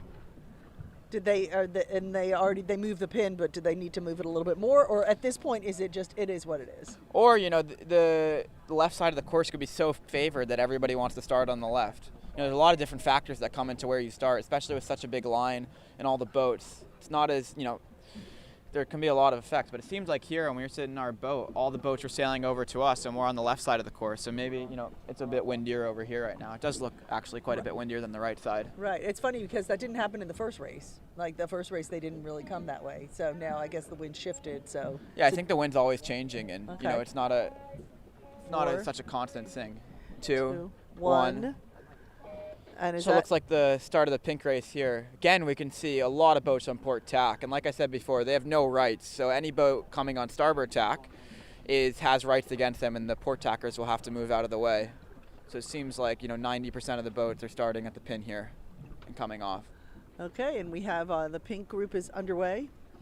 And looks like a good start. I'm going to let Sarah come back in here and have a chat with Ben. Go ahead, Sarah. Hey. How's it going? It's good. It's good. It's so nice to have you here. So I heard you talk a little bit about what you've been doing in the past and your own sailing and how we've worked together a bit. How does it feel to be watching all these Opti kids now? I think it's really cool. I think the fleet has kept growing since I was in Optis, which was quite big back then as well. And it's really good to see all the youth sailors, out here in Florida sailing and, doing the sport that I love and that so many of us love. It's great to see them out here. Yeah, and it's so cool because we really were. It feels like yesterday, right? That we were just sailing Optis. It doesn't feel like a long time ago. Doesn't feel like that long ago, to be honest. I think I sailed Optis for quite a bit, and racing out here in the team trials. I don't know when they were, maybe 2014 or something. But sailed a bunch of Opti regattas out in these waters on the same exact race course. So it's cool to come back and actually watch in this time rather than be racing. Yep, for sure. I mean, when you see these guys out here making big mistakes, what does it make you think? I think it's good to make mistakes. I think, it's good to happen and look back. I think, a lot of the times it's the mistakes make you stronger, and when you make a big mistake, you're more likely to not make that mistake again, and I think that's great to happen. I think it shouldn't be discouraging, and I think it's actually really good because it means you're trying different stuff. It means you're not doing the same thing every race, which you're adapting and learning in that sense. So when you're a young Opti sailor, I mean, when you were a young opti sailor and you were making mistakes, did you have that perspective, or did you just feel like, oh, I wish I could get it right? Yeah, I mean, it's definitely hard in the moment. I mean, nobody wants to make a mistake and, do worse in their results. But I think it's really important to, take those mistakes for granted and really try to learn from them. And, every mistake you make, just really thinking about it and analyzing it so that you don't make the same mistake again. I think, every sailing that I do, every trainings we go out, every mistake I do, I have to, I try to analyze and try to improve for the next time. And, what's important is to keep improving. But for sure, when you're young and you want to do really well in the racing, it can be hard. But it's, it's important to make mistakes. I'm sure for you, Sarah, in the Olympic sailing, if you guys, win every event, you're not going to know exactly what to improve on for the next one. Absolutely. I mean, we need these we need the moments of struggle in order to define how we progress. Define the decisions we make to get better. And it's really hard to know that when you're a kid. And I guess it also doesn't get that much easier to accept. No, I mean, being in the front is nice, but when the event that you need to be in the front is there, then that's that's the reason. For the Olympics for Sarah, all these moments we're taking learning from the last year is just going to make the Olympics stronger, and we're focusing on one event like a team trials or a worlds, and that's what's important. The racing here is I wouldn't say it's practice. Everybody wants to do well in race, but try different stuff. It's the time to try when it's not so much on the line. Yeah, super wise. So now we have the pink fleet coming up to us as well, almost surrounding the boat here. I think it does seem very much windier on the left-hand side, which is why all these boats are sailing to the left. And they're all coming up to us now. Yeah, and it's really interesting. We've been sitting here watching all the fleets go by, and the fleet just before pink, there was a huge lefty, massive, and I think a lot of boats overstood on their way to the windward mark. So we're going to have to see if pink winds up in the same situation. It's definitely that northwest wind where it's shifty. There's big lefties, there's right angle that comes in at times. And I was just thinking, if I was racing on this race course, what would be my priority for the day? What would be your priority for the day? I think having options, like you said, is a little unstable. I think not committing so much to one side. Like you said, people are overstanding, and I think that's pretty common. Is you really like the left and you go too far, and then you end up sailing a lot of extra distance. So you're not sailing straight to the mark. You actually, could go to a farther windward mark, and I think that's a pretty common thing. But I think having options, like I said in the one of the other races, I think being towards the middle of a side is really good. And then you have options, if a different shift comes. Just having options is great in any racing. Yeah, I mean, one thing that occurred to me was like, on a day like today, if I got headed, I would probably be inclined to tack pretty quickly. Sure. Whereas on some other days of racing in opties or in a sailboat, there might be a side that you have to get to. Yeah, I think that's a really important topic, and I think at some race courses, the left could be so favored that you have to, sail on an unfavored tack to get out to the left, and then the left will pay off. But, today it seems like if there's any shifts, you take them because it's going to make your angle closer to the mark. Okay, here we go. We're popping over to Blue Fleet here. We have boats that are going around their reach mark. Oh, no, this is their upwind mark. Yep, here we go. We're rounding the upwind mark onto the reach in the Blue Fleet. We've got SEY 16. SEY 16 here. That's a beautiful shot of this boat. What are they thinking about as they're reaching? I think the reach leg, you're really trying to make game plans. It's a good rest. You're not hiking as hard as you were upwind, so you can get the heart rate back down for the downwind, which becomes much more tactical. But the reach, I don't think you can gain as much, but you can lose quite a lot. And that's, you want to stay where you are and, keep going up if you can. So when you're choosing how to approach the reach, what are the main decisions you have to make? Is it like, are there a lot of different ways to go, or is it do you just choose if you're going to be high or low? Sure. Yeah, I usually think that there's three groups. There's one group going high, which is faster but further from the mark. There's one group aiming right at the mark, which might be actually the quickest distance. But then there also might be another group going low and trying to go under everybody. So I think, being able to choose, but it's really a tactical decision, based on the other boats. If you're by yourself, you can head straight to the mark, and that's the fastest. But if you have a lot of people behind you everybody's going to be trying to passing each other, and they have to go faster, so they have to head higher. Yeah, this shot that we're looking at right now really emphasizes that. Yeah, exactly. I mean, you can see the front guys heading, pretty much straight to the mark, and everybody behind him, is higher because they're all trying to roll each other and get over the next boat, past boats, which also helps the guys in the lead because the boats behind him are playing against each other, which happens a lot in Olympic sailing and moss sailing all the time, is that the boats behind are always battling it out with each other to pass each other, but the guy in the front's being able to do whatever he wants and sail the fastest distance to the marks.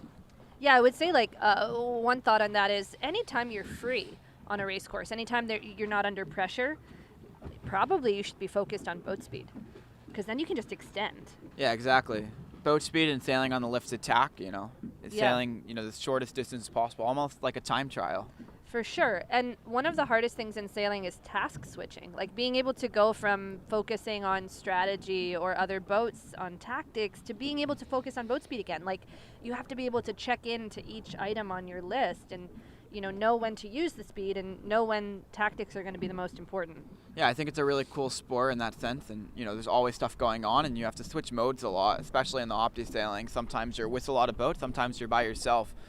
So it's always important to be able to switch modes, whether you're trying to go fast or you're trying to roll somebody or get an advantage there. I think we're still on the reach leg here, just watching all the boats come down. Another thing is when you get to these marks, it's a really interesting place. Because every single boat, when they're in a race, you don't know where they're going to sail, but for sure they're going to get as close to the mark as possible. So you can kind of have a lot of planning there, and there's a lot of special rules that go around the marks. So I think these guys, I think there's 4 up front there. They look like they rounded together, and now they're all splitting off to the downwind, which is another really tactical, part of the racing. What side do you want to go to? Also as well as the sails, block the wind. So if somebody's sitting right behind you, you're going to go much slower. So what ends up happening is the same like the reach leg. People branch off and don't actually sail the shortest distance to the bottom marks. They need to get clear air, which is insane, which is extremely important in the opti sailing, is sailing in clean air so nobody's disturbing you. Yeah, and when we see these guys going downwind here, one thing I've noticed is that nobody is jibing at the reach mark. And there's only 2 main ways to go on the downwind. There's jibing and there's going straight. And then there's all the details. Yeah, there's all the details. I mean, it really does seem like the wind keeps shifting left here. And that's what we can see from the upwind. And if you're sailing downwind and the wind is shifting left, the longer you stay on starboard tack, the bigger advantage you get because now you're sailing lower on starboard tack than you would on port. So a lot of boats are opting to go straight. They're opting not to jibe at the reach mark because maybe they like that course left side. Or they're heading straight to the mark, which almost looks like they're doing right now. That's like a good point. The top guys look like they're heading straight to the mark and don't even need to jibe. That's a good point. Now we can see the guys, there's some people rounding at the end of the reach leg now, and now they're making some more decisions. Here, we can see some more boats driving off. Maybe they're trying to get out of the wind and get some clear air. Yeah, and right now we're just watching the finish of the yellow fleet. So I think USA is in first. I can't tell what numbers yet. Maybe we can get the drone to pan over here to the finish line of the yellow fleet. You can have this beautiful shot at the moment of blue going downwind, of pink going upwind. And here we go. We're coming over to view the yellow fleet as they approach the finish line. Really tight race here. Miles Gordon, top boat here. Looks like Miles Gordon is coming across the finish here, and we're going to have him come on over and talk to us. Now, as Miles approaches, I just want to point out, we're in Miami and the weather, the temperature here is getting warmer, which is going to have an impact on the breeze. So as these boats are finishing, it seems like the breeze has dropped a little bit here with the heating on the land. Come on over here, Miles. Right up here on the rail. We got Miles Gordon. It looks like he was having a snack. We don't want to interrupt snack time, but we do want to talk to you and get a few questions in. How you feeling? Pretty good. Yeah, you got a sore throat. I see you got some Ricola there. Yeah. Yeah. You feeling okay though? Yeah. So you sailed this race with a sore throat, and it looks like you still got first place. Look, the camera's right up there, right up here, sweetie. So look right there. Tell us, go ahead, your name and who you sail for. My name's Miles Gordon. I sail for SECYC/JK Sailing. It's on the West Coast, Los Angeles. Manny Rosano is my coach, and yeah. Amazing. And who are some of your sailing role models? Manny Rosano. And yeah, that's it. And what other regattas have you sailed in? How does this one compare? This is pretty okay wind. At the end here, it started to get a little bit more windy. It was a little windy in the first upwind, but other than that, it was pretty light. Was that your biggest challenge, the wind? Yeah, being smaller. Is this the first time that you've been at the Orange Bowl Regatta? Yes. And what do you think? It's really fun. It's really nice in Miami. It's always warm. Kind of like LA, but a little bit warmer. A little more humidity here, yeah. And how long have you been sailing? How old are you? I'm 13, and I've been sailing for around 6-7 years, probably. Did you see the dolphin over there when you were sailing, or have you seen any fish? We saw some dolphin jumping. I didn't see any dolphins, but I'll be sure to look out for them. What's your favorite part about sailing? Probably just being on the water. It's so open, you can go anywhere you want in the race course. You can pave your path to win. Amazing. What's the best way to learn how to sail? Just to have fun. Yeah. Well, I hope your throat gets better. Go enjoy your Ricola there and do great. We're super proud of you. We know you're going to do amazing. Let's see. We have another competitor coming up. Who is it? Whit Sheely. Whit. All right, Whit, USA, 17410, 17410. And all right, Whit, you ready to do some little rapid fire questions? Yeah. Okay, how you doing? Very good. Who do you sail for? Carolina Yacht Club. How do you like it down here? It's pretty good. I like the wind. And yeah, it's pretty. Have you sailed in this regatta before? Yes, ma'am. I did last year, and that was my first one. Have you ever gotten seasick? I think, yeah, many times, but now since I'm like used to the sailboat, I mean, not so much anymore. What are the most important skills to be a great sailor? Like speed, just like an IQ, like around the boat. Just like if you have great speed, you can pretty much make your way around the course pretty like in top 10. Like, yeah. What's your biggest weakness? I mean, my IQ. I mean, I'm not on the smartest side of sailing. Oh, stop. What is your, what are you doing to get better? Like, what are you working on the most in this race? Just like being able to go over like the choppy waves, so like my boat can stay fast and keep pushing. What's the best part about sailing? Everything. I mean, meeting new people and just like having fun on the race course. What are the most common mistakes kids make on the water? Oh God. Let me think. It's not, you don't have to do it. We can skip that one. Anyone you want to talk to in particular or say thank you to? You look right in that camera right there. I'd like to say thank you to my coaches, my parents for like taking me here and coaching me through all of this regattas and everything. And they like push me to do like all the things that I do. So thank you. What's your goal with sailing? If I could, I'd try to make it to Worlds, but like since I'm like kind of young, I'm just trying to make a IODA regatta so far. Well, you're doing a great job and we're super proud of you. Thanks so much. Get out there and have some more fun and make some memories. All right, Whit, thank you so much. That looked like a lot of fun. We still have a lot of the opties crossing the line here, and everyone has such a positive attitude. It's so great to see. And it is more humid here than in Los Angeles, that is for sure. But it's not so humid today. Actually, it's really nice out here today. It is. Right now we're looking on the drone footage at the Pink Fleet rounding the windward mark. Nice.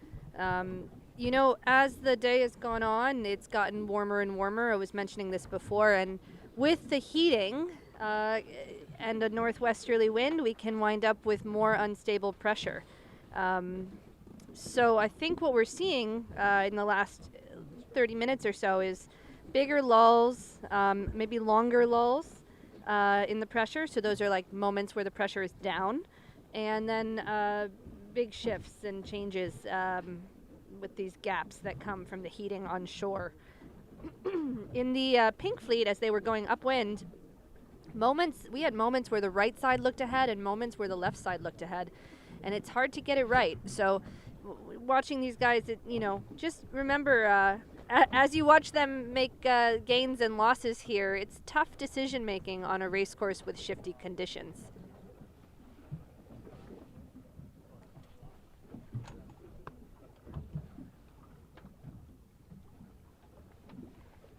So looking here at the windward mark again, whoa, that was close. Ben mentioned earlier that there are a lot of rules around the marks. What's something simple that we could share with our viewers about the windward mark zone?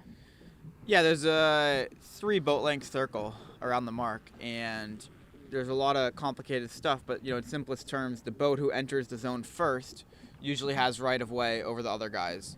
So the guys ahead, and closer to the mark, are given room and able to do, sail where they want to around that mark.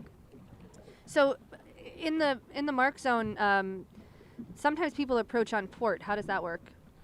Yeah, so it gets tougher on port, you enter first, but you have to be able to tack from port to starboard without interfering with another boat on starboard. Really interesting. Maybe as the day goes on, we'll get some more shots of that. And right now we're looking at these guys on the reach here. Pink Fleet again. Tough upwind leg for them. 6450 from Great Britain, 23764 USA, 2340, oh, I lost that number, 23405, I think, right there behind them. Look at that pressure. Look at the pressure moving down the bay here. It's so spotty. You can see really dark areas. You can see really dark areas on the water and really light areas on the water. For those of you guys who are not experts at spotting pressure, an easy way to tell is just by the darkness or lightness of the water.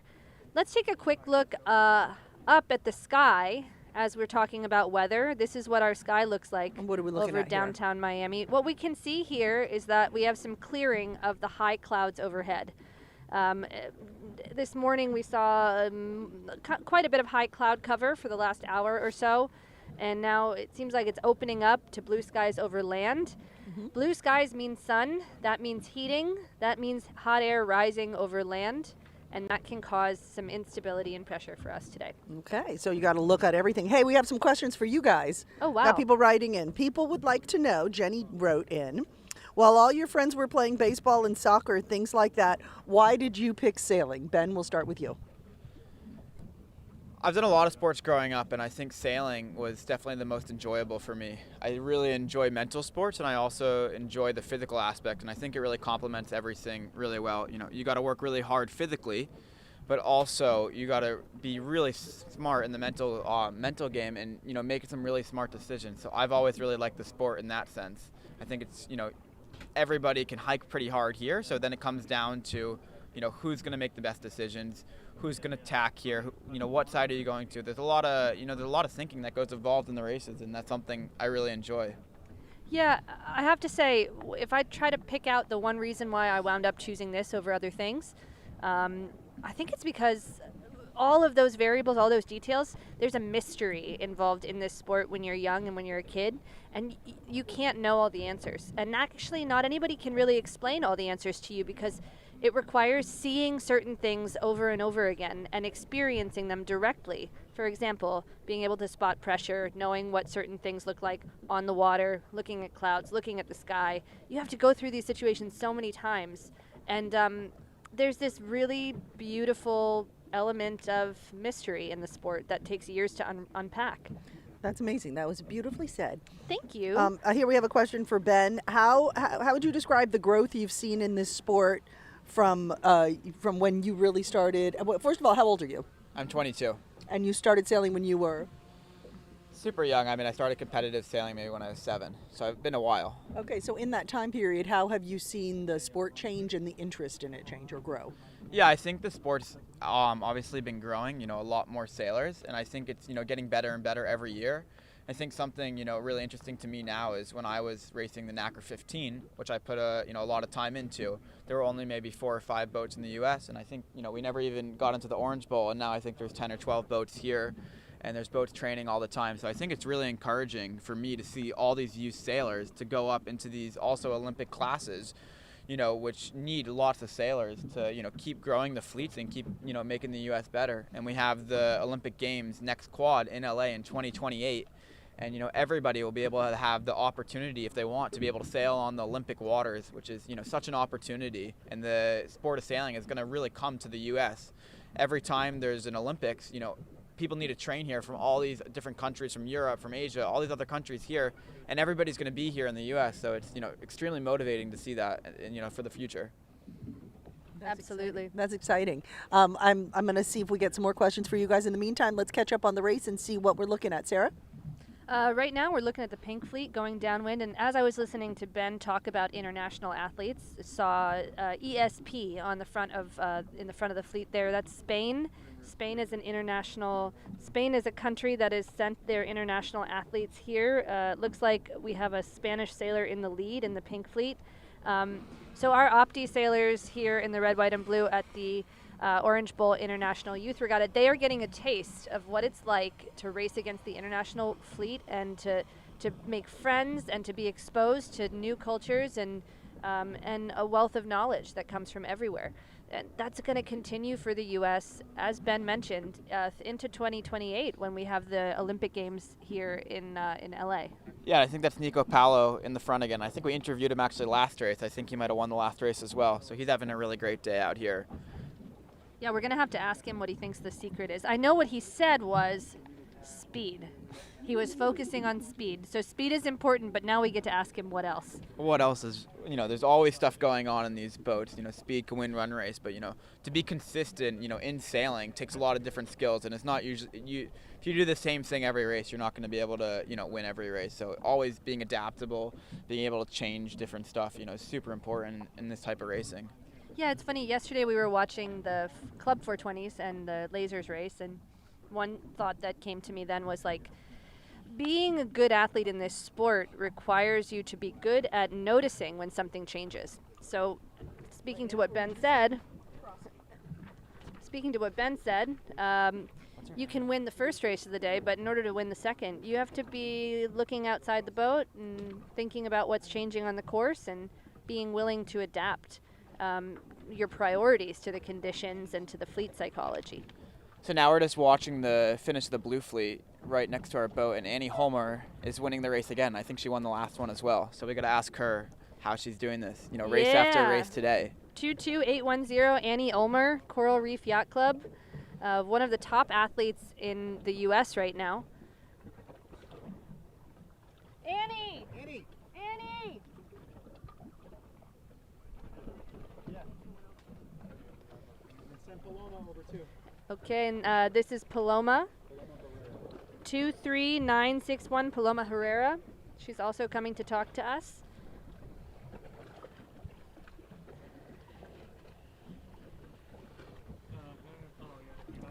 The last couple finishes, we've had a lot of boats overstanding on port into the finish, and right now, watching these guys finish in Blue Fleet, looks like they've done a much better job not overstanding the ley line. All right, Annie coming up again. Annie, oops, you did it again. Pop up here and talk to us. What happened out there? I think I just had good speed and good start. Looks like you came in first again in this race. Yeah. And when you came into racing today, where were you ranked? Do you know? 26. Okay, so I think you're a little higher now. Yes.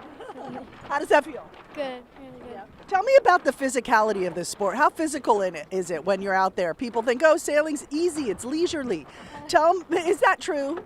No, I mean, it depends on the wind. If it's really windy, then you need to hike out a lot and just move your body out, and you use your abs to go out. So. And then what's the science? If you could explain the science of the sport to people, what would you say? You just have to know the wind, where the wind is coming from and the shifts and the frequency of them. Amazing. And how did you get into sailing? My older brother was doing it, and so I just did it. Is he still doing it? He's doing another boat now. Oh, okay. All right. Is he here today? Yes. Oh, he's here today too. What does he sail? He sails the 420s, the I-420s. What kind of commitment do you have to this sport? I love doing it. I do it 4 times a week. I love it. And what would you tell people who are watching this who are thinking, maybe I want to give that a try? I think that they would really want to try it. It's really fun. You get to be on the water, and it's just nice. Amazing. And remind people how old you are and what grade you're in? I'm 13, and I'm in 7th grade. Okay, great. And what's your goal with the sport? What do you want to end up doing? I think I want to go to Worlds next year. Where is that? In Mar del Plata.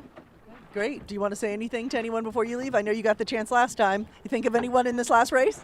I don't know any. All right. Thanks so much, and congratulations again. Excellent job. And we have Paloma coming on up. All right, Paloma, you want to jump up here? Okay, and what is your coach out here? Yeah. Who's your coach? Koki and David. And what did they say before the race? Just like focus, have a good start, and like a lane off the start, and just play the shifts and consolidate up. And how did you do in this race? I got second place. I feel like I could have done a little better on the last upwind and played more right, but it's fine. Were you happy with how you started? Yes. And what are you going to do this time in this next race? Because this is the third one you'll be doing. I'll be like probably starting the same place, depending on if anything changed, and then just like play the shifts like way up. How are you feeling right now? Good. Yeah. What are you going to do tonight when you're all done?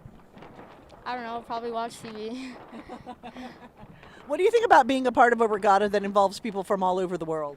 I think it's really cool because you get to know like other people and their like nationalities and like how they do things, like if they have different technique and stuff. Have you been in the Orange Bowl Regatta before? Yes, it's my third. I'm sorry, your third? Yeah, my third. And you're going to do it next year? Probably, yeah. How does this compare to other regattas? I feel like there's a lot more competition and like, yeah. And have you made some new friends? Yes. Anyone in particular? Not really, no. All of them. Okay, great. Thanks so much. Enjoy, and congratulations on getting second. That's amazing. Thank you so much.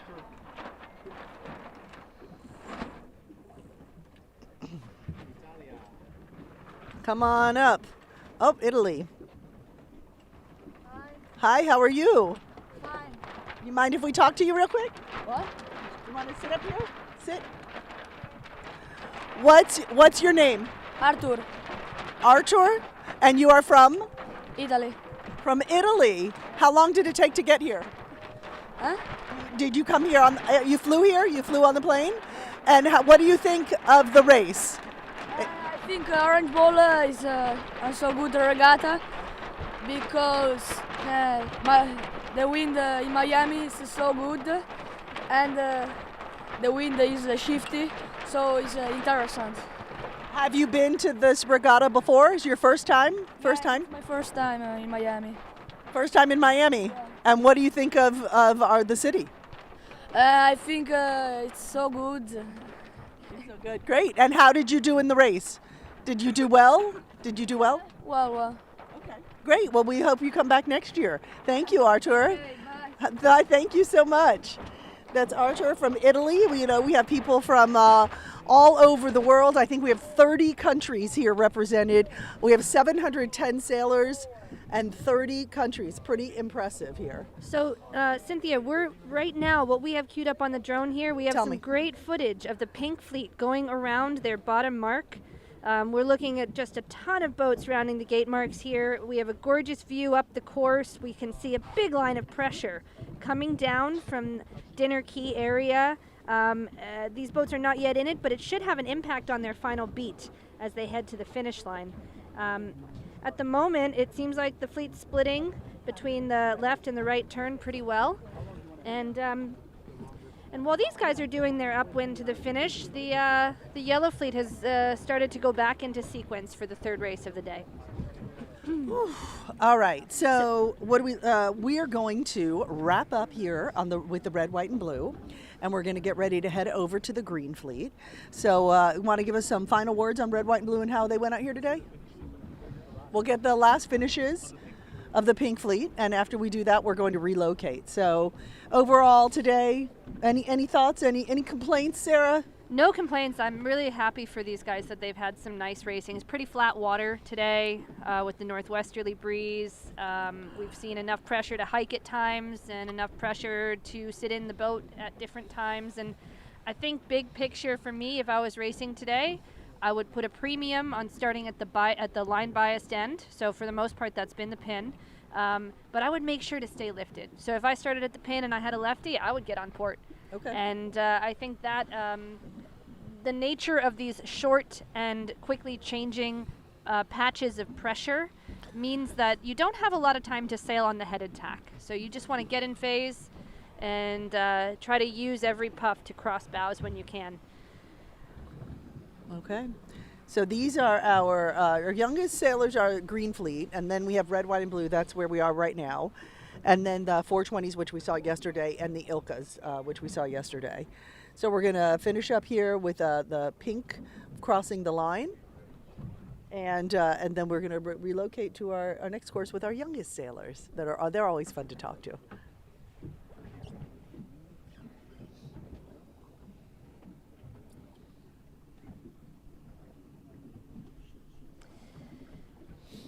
And you can see here in the background, you can see the pink fleet coming upwind toward the finish line.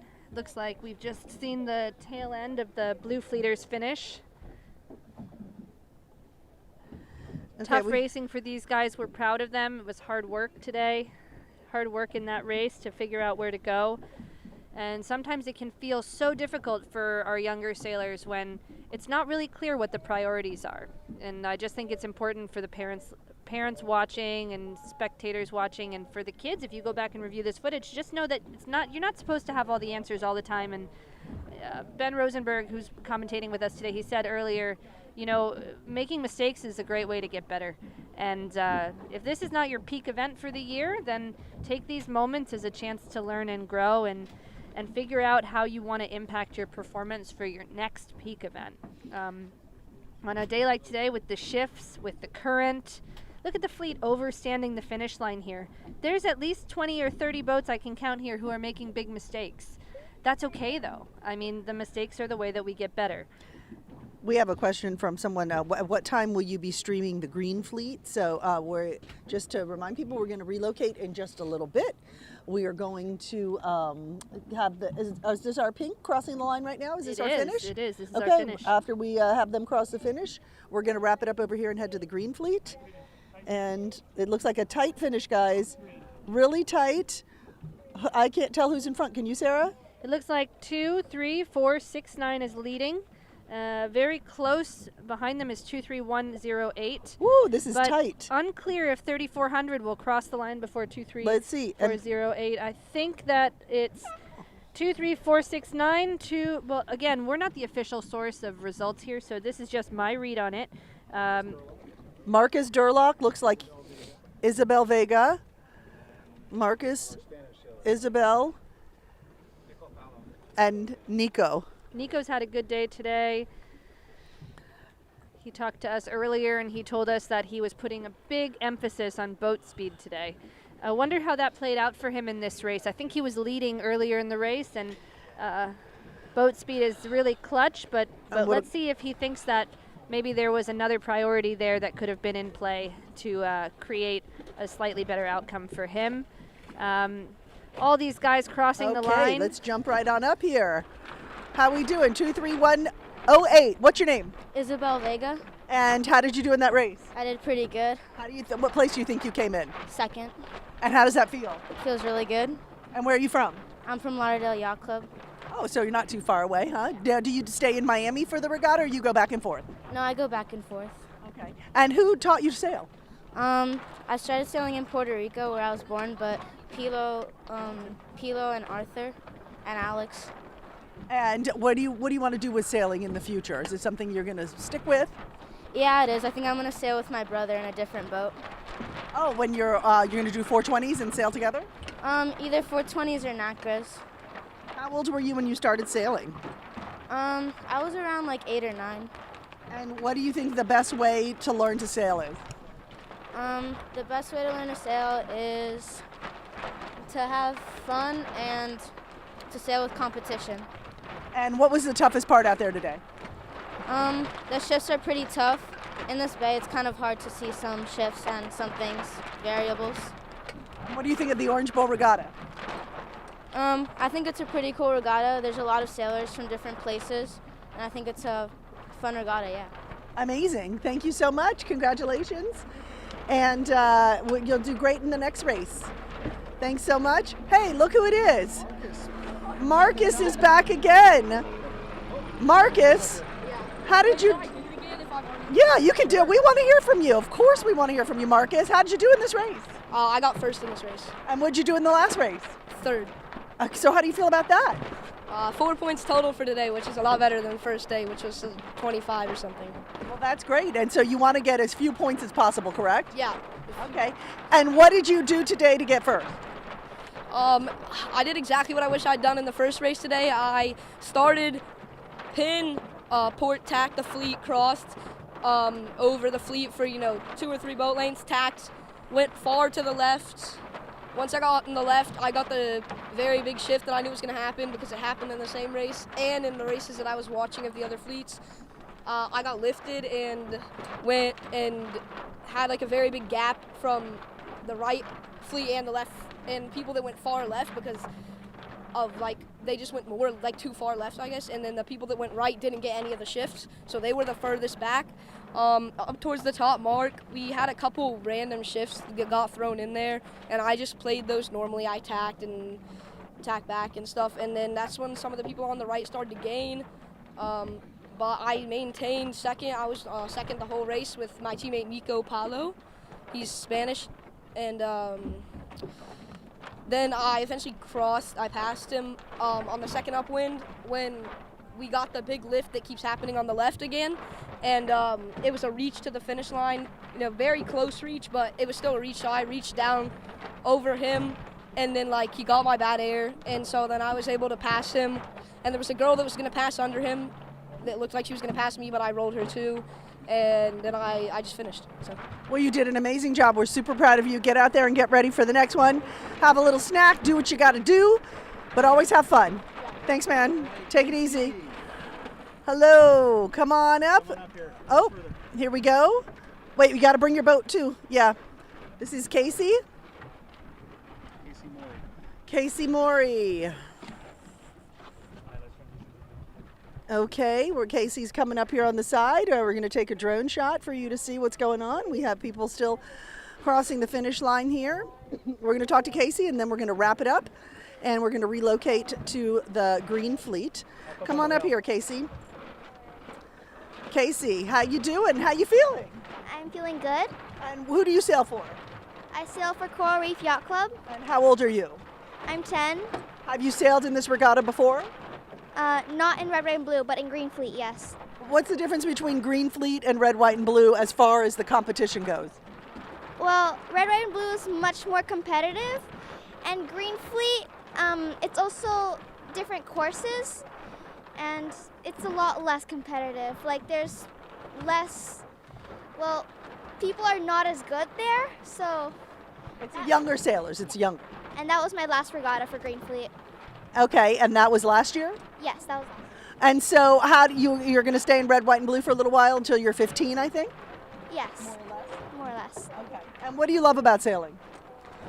I love that it's super competitive because I am competitive, and I like that we're out on the water because I like the ocean. And why are you so competitive? Did you learn that from somebody? Well, or you were just born that way? I was just born that way. You're on the right track. Okay, and look at the camera right there. And is there anyone you want to talk to, say hi to, say thank you to?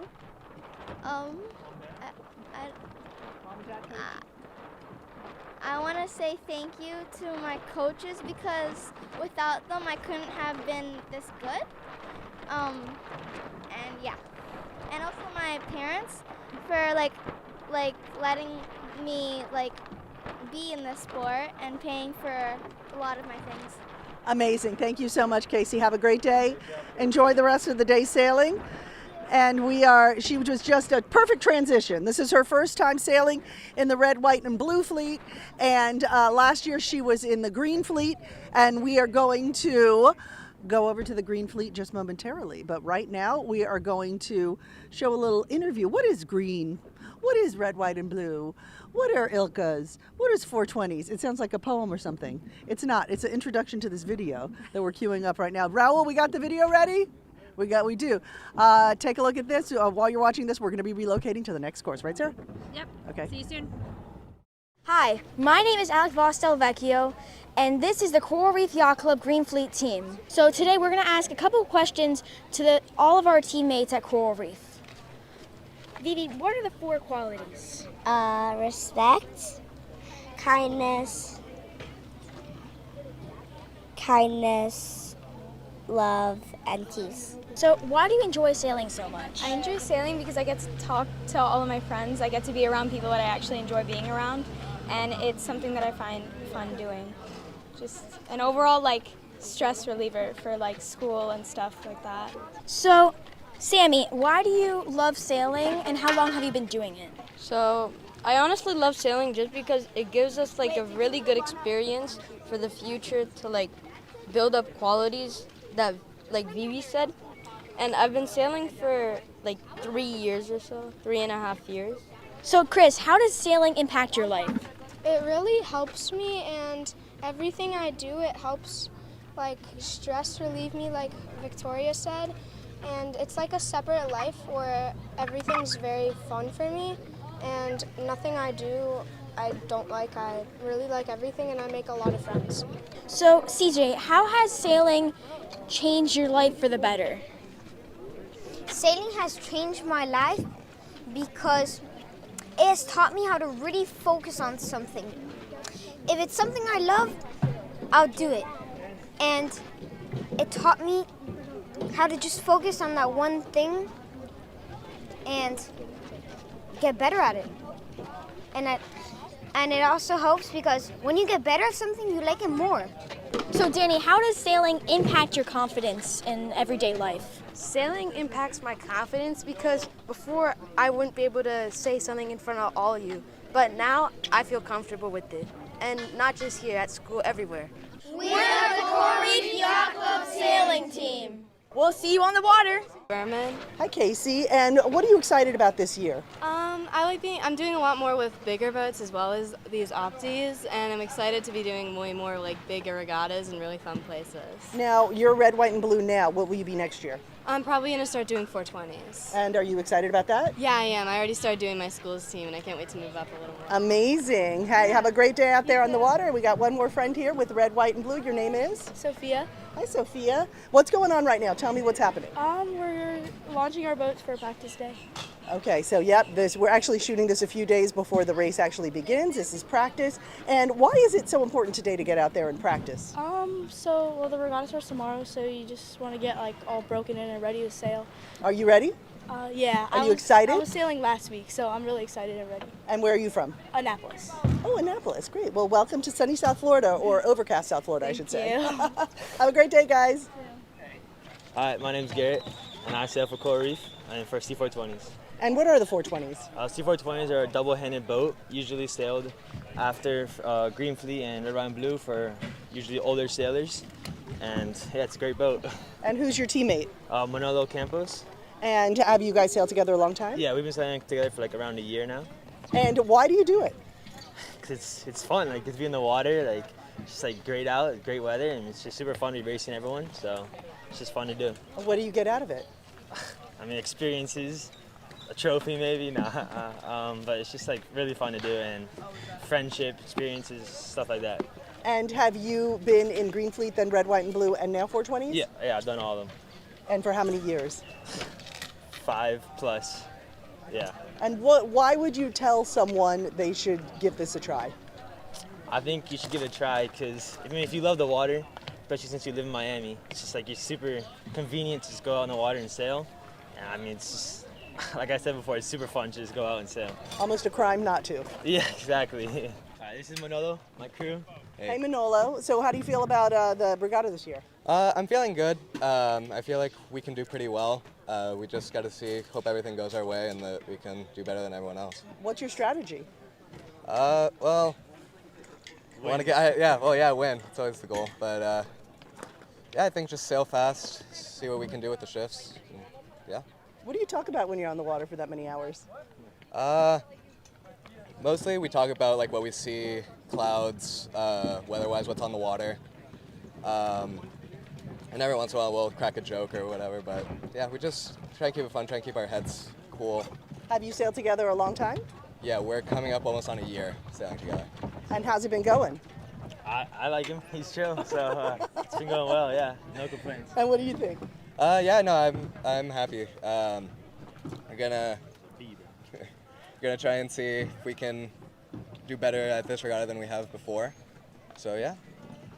All right. And what do you want people to know about sailing on the water and why, what you take away from this? Well, I think one thing, you get to meet a lot of new people and you learn a lot of skills that are helpful in life. So yeah, that's one of the things I enjoy about it. You take them with you from the water to the shore, huh? Of course I do. And what's your name? Sam Sperry. And you are? Marcus Greco. And you guys are teammates? Yes.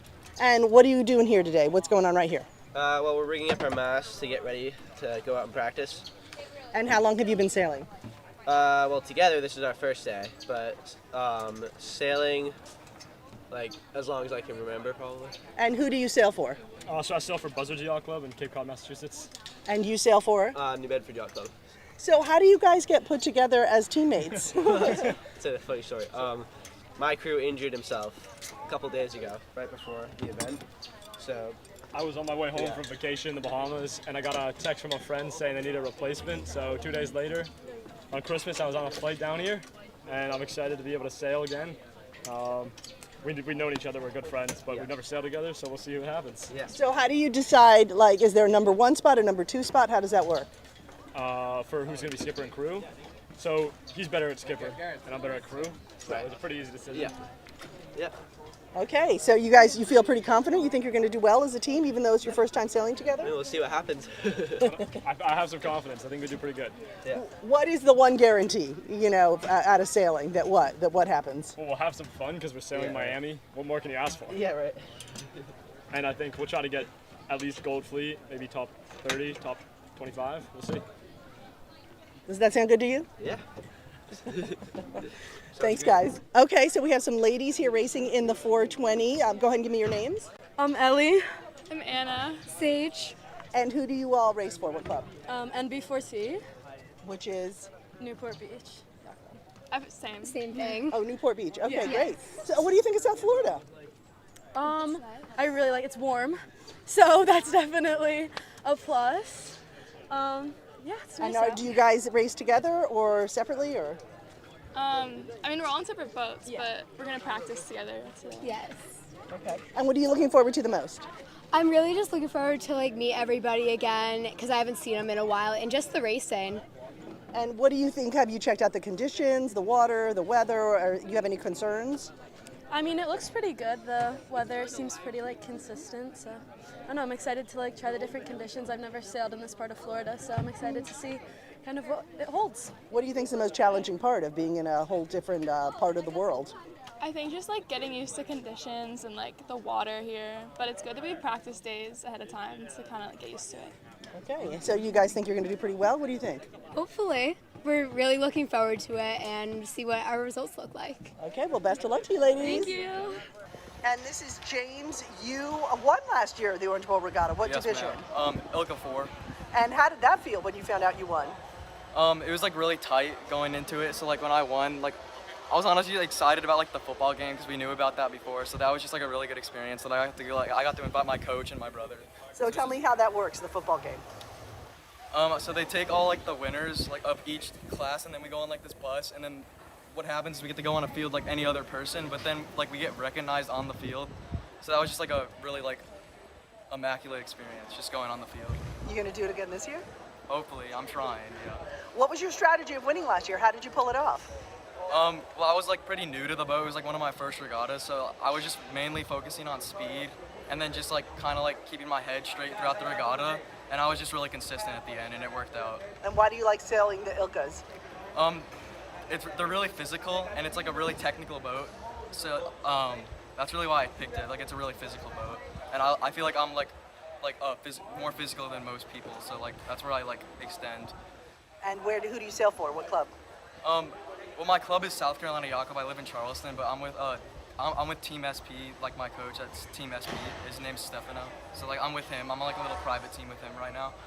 So yeah. All right. And are you gonna sail in college? Hopefully, yeah. Yeah, for sure. Amazing. All right, we're gonna keep our eye on you. Thank you. Best of luck. Okay. And what's your name? I'm Owen Cohut. And where are you from? I'm from Lake Forest, Illinois. And where are we? What is this? What are we looking at? We're at Shake-a-Leg, where the lasers are based for this week. And you sail lasers? I do, yes. How long have you been sailing? I've been sailing since I was 6. Wow. And how old are you now? I am 16. So how has it been having a lifetime of sailing? It's been great. There's so many great people in this sport, and the competition is just amazing. And what do you hope to do with this ultimately? Do you want to sail in college, or what do you think? I do want to sail in college, definitely. Any college in particular? Nothing yet. Still deciding. Okay. And why do you love it? Tell me what the takeaway is for you. Honestly, I love the competition, and there's a bunch of great people in the sport, and it's just fun to be out in the water. Great. Any advice you have for people who want to get up to this level? This is the highest level. I'd say just sail the boat and get time on a tiller. That makes everything better. What do you think of South Florida? It's amazing. I'm from Chicago, so it's a lot different. A lot different. I like the heat. Especially this time of year. I know. Thanks so much. Good luck out there. Thank you. Okay, what's your name? I'm Riley Rodell. Hi, and where are you from? I'm from Hollis, New Hampshire.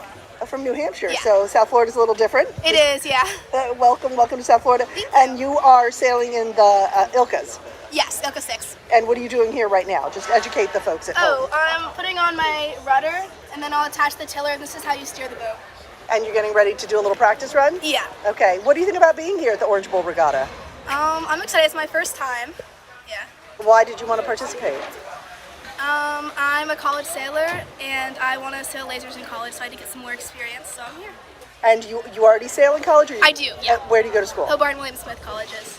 Amazing. So is this part of the college curriculum? Whoa, watch that boom. No, it's not, no. This is just for fun for you? Yeah. Okay, and so how did you research this? Because the waters are a little different here than other places. What was your method to get to this point? I talked to some of my teammates who are from the area and kind of heard what they had to say about growing up sailing here and the information they had. And what did they say? Well, they talked a lot about you have to sail like pretty far out, I guess, to get to where we race. And the water is like flat, and they said there tends to be not a lot of wind, especially during this regatta. So what's your strategy? Figure it out when you get there? It's my first time on the water, so I'm gonna see how it is for myself. All right, well, best of luck to you. Thank you. Alrighty, bye. Have a great day.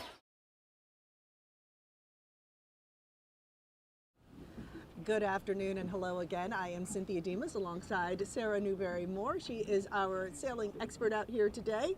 She will be heading to the Sailing Olympics in France well, you'll get there in the spring, but you'll stay through the summer, correct? Yeah, we're training for the 2024 Olympics held in Marseille, actually. Amazing, amazing. And we love her expertise out here on the water. Where are we? We are in the middle of the Green Fleet, like literally in the middle of all the sailors, and it's a wonderful sight. This is our youngest group of sailors. This is where we will be finishing out the day. They are doing a total of 4 races today. They've already done 2. So we are getting ready to start race 3, and we will stick around for race 3 and 4. It looks like they're getting on the line for race 3. Sarah? Yeah, this is where the magic happens, guys. Green Fleet is the start of it all. Green Fleet is where all of our athletes begin their journey. Well, most of them begin their journey in competitive sailing, and they call them Green Fleeters because they're new buds. They're green. Yeah, they're green. They're starting out. They're learning the ropes or the lines, as we would say. Learning the lines. And we just wrapped up actually with Casey over there on the red, white, and blue, and she said she sailed Green Fleet last year, sailed red, white, and blue this year, and that is the order of events. So here we are getting ready for the 3rd race for Green Fleet. The very enthusiastic sailors and very, very cute. Can I say that? They're all adorable. And we love talking to them, so we'll grab them at the end of each race out here. So what's different with Green Fleet than with red, white, and blue as far as the course goes? Is it shorter? It is a shorter course, and it should be a triangle course, so it is a little bit different layout. Okay, so a little triangle, and I think we actually have a map of the course to give people an idea of what it looks like. So we'll be queuing that up as we're getting ready. How many minutes until the start of the race, Felipe? Do we know? Do we know when the race is starting? Nope, we're trying to figure that out. But it looks pretty soon. Now he's holding up the red and white flag right there. And what does that signal to us, Sarah, the red and white? I know we talked about it before. That is our U flag. That's the preparatory signal. So that means we're under 4 minutes to go until the start. Okay, under 4 minutes to go. And this is, you see the RC, Race Committee boat. The Tuuci flag, that's our sponsor. You see the orange. What is the orange for? The orange demarcates the line itself. So typically that flag is sighted down or sighted through by the race committee. You can see somebody looking at the pole down the line toward the pin end, that mark right now. Okay. And that is the person who is probably going to let everyone know if they're over or not over. Okay. One thing to think about in Greenfleet is that it is different also in the sense that coaches are allowed to have a little more involvement with Greenfleeters because they're so new and they're trying to learn, and it's a learning fleet. It's a teaching fleet. Okay. So we may see more coach boats close by to athletes in this fleet than we have in other fleets, and that is totally normal. Great. We have about 30 seconds until the start, about 30 seconds. And looks like they're getting lined up here. Now, what's the strategy here? I see a lot of them are clumped towards the race committee boat. Yes, that's true. It seems like a lot of boats are toward the race committee boat. A handful of them at the pin look fairly close to the line, but right in the middle, there's almost no one on the line, and that's also normal in Greenfleet. Great. 7, 6, 5, 4, 3, 2, 1. Here they go. How Wow. does it look as the start? Pretty Wow, good? that boat at the boat end is already winning the race. We have this boat 16779 right on the line, way ahead, punched out, and then 7937 close behind. 22977, also a good start, and 33133. 16779 looks like to be in first place. That's Samuel Guerin. And then Nice who job, else did you see? Samuel. Who else is there? 7937's right on his hip. It looks like that person has a little bit tighter lane than Samuel does, and we also see a boat all the way down at the left side of the pack here. 7937 is Francisco Don, Coral Reef Yacht Club. If we pan up a little bit on the drone, we can see these boats that started at the pin end as well. Right now we're looking at boats from the middle pin, 305, 23081, and number 2. 305 is a great sail number. You know, that's Miami's area code. You know it is. Yeah, we talked to Mrs. 305 yesterday. She's a local historian here. That's right. Iris Kalaya. And I think she's finishing up lunch and she was going to make it out here in a little bit so we can get some more history on sailing through her. I named her Mrs. 305. That is wonderful. Yeah. That's a great name for her. She It knows is. everything about Miami. does. Anyone curious for more Miami history should definitely check out 305 Historian on Instagram. That's Iris's handle. I love it. So here we go. We got a good visual of the whole Greenfleet race course. And you can really see that there's big differences in boat speed between the top boats and the boats in the back. And that's normal here. This is Greenfleet. We've got some athletes that have been doing this for a couple years. We've got some athletes, some young guys and girls who have been doing it only for a couple months. And it's fun. We have, this is our Greenfleet, as we've said, and it's our youngest group. We have a sailor here from Canada, from France, from the U.S. Virgin Islands, from Puerto Rico, from the Philippines, and the USA, of course, and a lot of other places. And it's just great to see they're so young, but they get to come here and participate in something probably for the first time. Yeah, and I'm sure it won't be for the last time either. A lot of these kids, this is like we said, this is just the beginning for them, and I bet some of these sailors also have older siblings racing in the Orange Bowl. Yep. So let's see. We had the race start. Are they all sailing one race, or is it split into two races like we've seen on the other groups? Well, in this fleet, there's few enough boats that we are all on one Okay. starting line together here in Greenfleet. Okay, well that's fun. Yeah. We have some beautiful visuals of the course. We have 16779. We saw them start the race in a strong position. Let's see if they can hold on to that lead. Right now, it looks like they're protecting the right side of the race course, tacking over onto port toward the right side. 16779, Samuel Guerin. So maybe Samuel sees that he wants to get to some right pressure, or maybe he's trying to cover the boats that have gone to the right side of him. And then we see right here in the front of the pack here on starboard still. Oh, look at this. This is an even better shot of the whole fleet. Great. In the background, you can see basically Coconut Grove and Dinner Key area and all of those boats on moorings. This is such a beautiful part of our city. What a great place for a regatta. Thank you to our sponsors here for making this regatta happen. Tuuci. Tuuci, the Ultimate Umbrella Company Incorporated. They were a sponsor last year, they're a sponsor this year, and they are already in to be a sponsor next year. We really appreciate their sponsorship, and we really appreciate their shade, because that's what they do. They provide shade anywhere it's needed. Beautiful umbrellas, very sturdy, and then they're literally all over the world. You know what's fun too? Looking at all of the different yacht clubs that are participating. I mean, obviously a lot of sailors from Coral Reef Yacht Club because they're the host club, but a lot from Annapolis Yacht Club, where I actually popped in there when I was up in Annapolis. Oh, They're really? very friendly, yeah, very nice people. The New York Yacht Club, Hampton, of course, Lauderdale. I don't remember who said that one. Key Biscayne Yacht Club, also our sister yacht club right over there, just on the other side of the water. Coconut Grove Sailing Club, Davis Island. Oh yes, that's in Florida on the West Coast. And some of these are abbreviated, so I'm not sure what they are.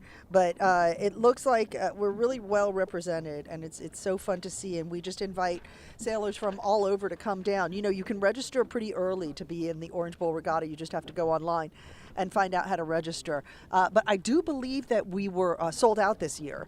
So if you do want to participate, you got to get in there early, and you got to get your space, because we do get filled up, and we're happy about that. And I don't know if we could add any more sailors because we have so many already. Who knows? Well, Maybe we what could. a beautiful shot we have here of 305, boat number 305, Oh, I love our Miami sail number. We got to flatten that boat, my friend. We got to hike a little bit harder here, but still going really fast for that much heel. Coming in on the left-hand side of the pack, a little bit farther left in the lead boats. And we know that there's been lots of shifts today from watching the red, white, and blue fleet. We know that we've seen big lefties on the race course many times. Doesn't mean that going left always wins, but it does mean that if you can take advantage of one of those shifts, you're going to want to. Boat 305 is Ivan Riano. Lucky. Did you get to pick your sail numbers? Well, actually, in the championship fleet, you have to use the number of your hull or a hull that you own. Okay. But maybe in Green Fleet, you can pick your numbers. I don't know. Seems like it, because there's a bunch of numbers that are very cool. I saw number 2. That's a great number. I wish I could pick my sail numbers. How does it work? Where do you get the boats? You have to buy the boats, or you borrow them? How does it work? Well, in Opties, you definitely, you can borrow boats, you can charter boats, you can pay to charter. But typically most athletes, once they're out of Green Fleet, they will buy a boat or a racing boat, and that will be their number, their sail number. That will be the number that they use for, until they have a number of another boat that they like better. Just a friendly reminder for those of you who are here in Miami. We know a lot of people are watching all over the world, and we love it. Excuse me, but tonight, if you are here, there is a parent social fundraiser that is tonight at Coral Reef Yacht Club. That starts at 6 o'clock. So if you would like to attend that would be wonderful. There's also college night tonight, December 29th, and that is going to be at Kennedy Park, which is right next door to Coral Reef Yacht Club. Also, we have raffle tickets online. The winner will be notified today, and the links can be found on the Tuuci Orange Bowl Instagram. Tuuci, Tuuci, Orange Bowl Instagram. There's also the Opti raffle link, and then the ILCA and 420 raffle link.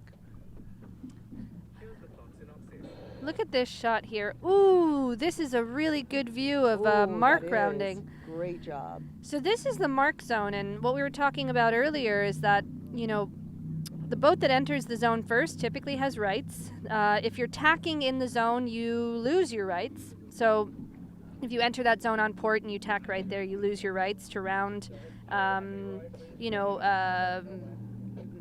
I guess the best way to say it is you lose rights against the other boats, right? So we have this boat here on the top of the screen. That boat should have rights on everyone. They can say protest, and the other boats aren't going to need to do penalty turns. Although we do need to keep in mind that in Green Fleet, these guys are learning the rules. Right. So they're allowed to make the mistakes, and hopefully their competitors and their coaches show them the way with the rules and penalties. Okay. Have we seen any of those penalty turns? No, I have not. I have not seen any penalty turns, but I'm sure that these that these boat-on-boat conflicts will probably be discussed with the kids by their coaches, and I'm sure that some of the kids are even saying, "Hey, protest! Right. Do your circles." How does a protest work? Does it happen right after the race? Can it happen at the end of the day? Can it happen the next day? How does that work? Well, usually the first step is that the boat that's been fouled would need to tell the other boat protest. So if you don't hail protest at the person who has fouled you, you cannot file the protest. What's the statute of limitations on that? Well, that's a good question. It does differ based on sailing instructions for each event.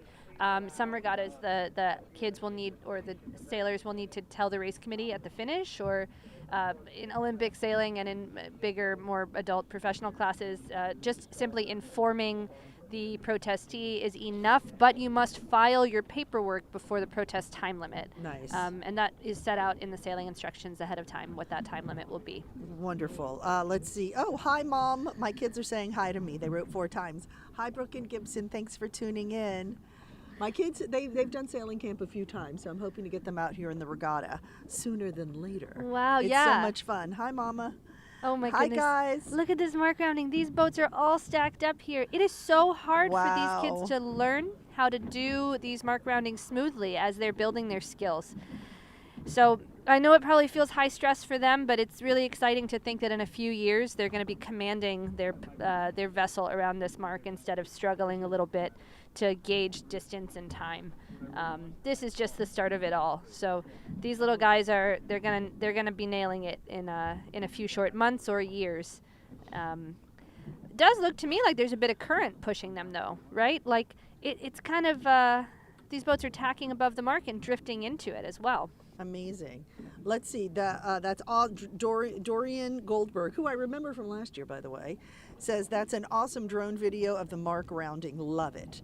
Oh, thanks, Dorian. We appreciate you writing in. That's so nice. Love to see all of these really nice positive comments that we have on here from all of the supporters across the world. So it's really nice that everybody don't leave Greenfleet. They want us to stay here. I have to say, I just saw a note in here on our live chat from Luki Haberl. He just finished 4th at the European Championship in the NACRA 17. Wow. He's my friend, and he is a really good Olympic sailor. Thanks, Luki. Thank you for commenting. It's really cool that you clicked on my link. So what I do when I'm not commentating on Greenfleet Aptly Racing is that I race the NACRA 17. It's an Olympic class multi-hull. It's mixed gender, so you're required to have 1 man and 1 woman on the boat. And the best part is that it's foiling. So it's a What does that mean when you say it's foiling? Oh, good question. It means that the boat, it has hydrofoils, and so as we pick up speed, those hydrofoils act as airplane wings under the water, and we rise up out of the water and we fly above it. And it's what you see on the America's Cup boats. That's hydrofoil technology as well. So we're like little America's Cup boats. You're little America's Cup boats, and then you have to be going a certain speed to get the lift? Yes, exactly. So in order to hydrofoil downwind, we need to have around 5.5 knots of wind to get the whole speed we need, and in order to upwind foil, somewhere around 8 knots or more. That's exciting. It's really exciting. It's very fun sailing. It's actually it's so scary at times that that it has to become fun. Otherwise, you would just want to jump off the boat. Well, aren't the scariest things the most fun things? Yes, that is the type of fun that it is. That is. So here we have some more really beautiful shots of our Greenfleet sailors. And look at all those coach boats and spectator boats. How amazing is it that these kids are so well supported? Yeah. Their parents are out here cheering them on. They've got, some of the Greenfleet coaches are absolutely just the best teachers. And they give so much love to their athletes. What are the parents allowed to do and not allowed to do? My kids play, other sports, and the parents sometimes seem to get in the way a little bit. I think it's harder out here for sailing. I say that as a parent. I can say that I'm a parent. Maybe I get in the way. I don't know. I think, this is a loaded question for me as somebody who picks up coaching whenever I can. I think that there are parents that are very heavily involved and parents that are very uninvolved, and somewhere in the middle is probably the best approach. Give your kid what they need to succeed, right? Like we want parents to give the kid the equipment that they're ready to have, like what their skill level is necessitating, and we want parents that will make sure their child's getting good rest and recovery. But we don't necessarily need parents to coach their kids on the water. That Right. would be the coach's job. That would be the coach's job. Okay. I love it. There's lots of support, though. I mean, I think the best thing you can give your kid when they're learning a sport is total encouragement and actual, like, really, really big tolerance of mistakes, really big tolerance of show them, model for them how you deal with things going wrong, because that's what they need in sport. So as a parent, when something isn't working out for your kid, model the behavior you want to see them doing when they're acting as an athlete. That's right. That's right. So it's great to be out here with the Green Fleet. Yesterday, what we do is we kind of divide our time up 25%, 25%, for each group. So yesterday we covered ILCAs and we covered the 420s, half and half. And today we're doing red, white, and blue and Green Fleet, half and half. So that's kind of the setup here for the Orange Bowl. Look at these Regatta Committee. these boats coming into the mark. This is a pinwheel. We call this a pinwheel. And in red, white, and blue, you don't really see as many pinwheels because the kids have a bit more experience and understanding of how to avoid that situation, because if you're on the outside of the pinwheel, you can lose a lot of distance. Okay. But in Greenfleet, that was just a really good example of what a pinwheel looks like. People just kind of get locked out all around each other as they're turning the mark, and they look like the arm of a pinwheel. Oh, very good. So this yellow mark here, this is their jibe mark on the Greenfleet course. They sail a triangle course usually, and so they'll go around the windward mark, make a left turn there. They reach down on starboard, and then they jibe around this yellow mark, get onto port jibe, and head to their leeward mark. So what we're watching is boats executing jibes at the jibe mark. You can see some jibes that are really in control, some jibes that seem like they're a bit tricky for our athletes. Again, in Greenfleet, there's a lot of varying skill levels, so fun to watch. Oh, here we go. That was a tricky one. We just touched the mark. Oh no, 1689. Still, he made it through that jibe. Look at him do a circle. I am so proud of 1689. What a nice job. That's real sportsmanship right there. He hit the mark and he knew it. They hit the mark and they knew it, and they just did their penalty turn to make sure that they are sailing a legal race. If you're the parent of 1689, give yourself a pat on the back.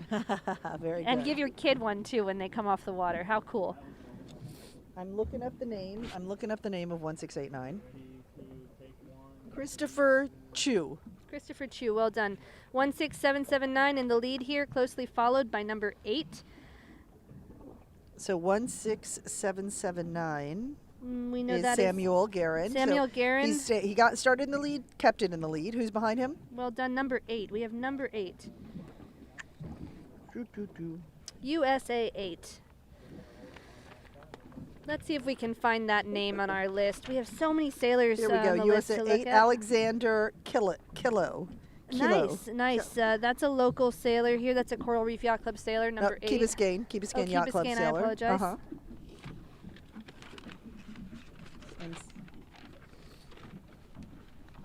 As we've gotten past noon here, the skies have gotten cloudy again. Hard to see that in our shot, but we have a lot more clouds overhead. The wind has increased a little bit. So we're seeing on the Greenfleet course some nice conditions for reaching. These guys are able to surf a little bit on the chop. They're pumping their sails to get extra speed, and some of them maybe are light enough to get the boat planing a little bit. That's when the hull speed reaches a certain amount, and they can get above just a little bit above the water, rise up a little bit, and lower drag.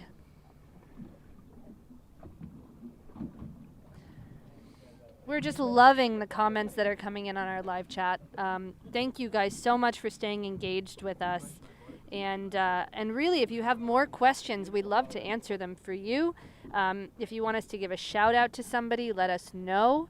I know that we're watching Greenfleet now, but we're here to chat about whatever you like, and we're just so pleased to be able to be bringing you live stream coverage. Some of our comments are even written in different languages. Oh my goodness, that is so cool. I don't know what it says. Maybe I can Google Translate it. Yeah, let's try to translate it.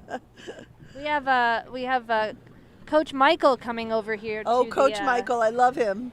To the He's press a chit-chatter. boat. Let's Coach see. Michael is a very famous Green Fleet coach. He is.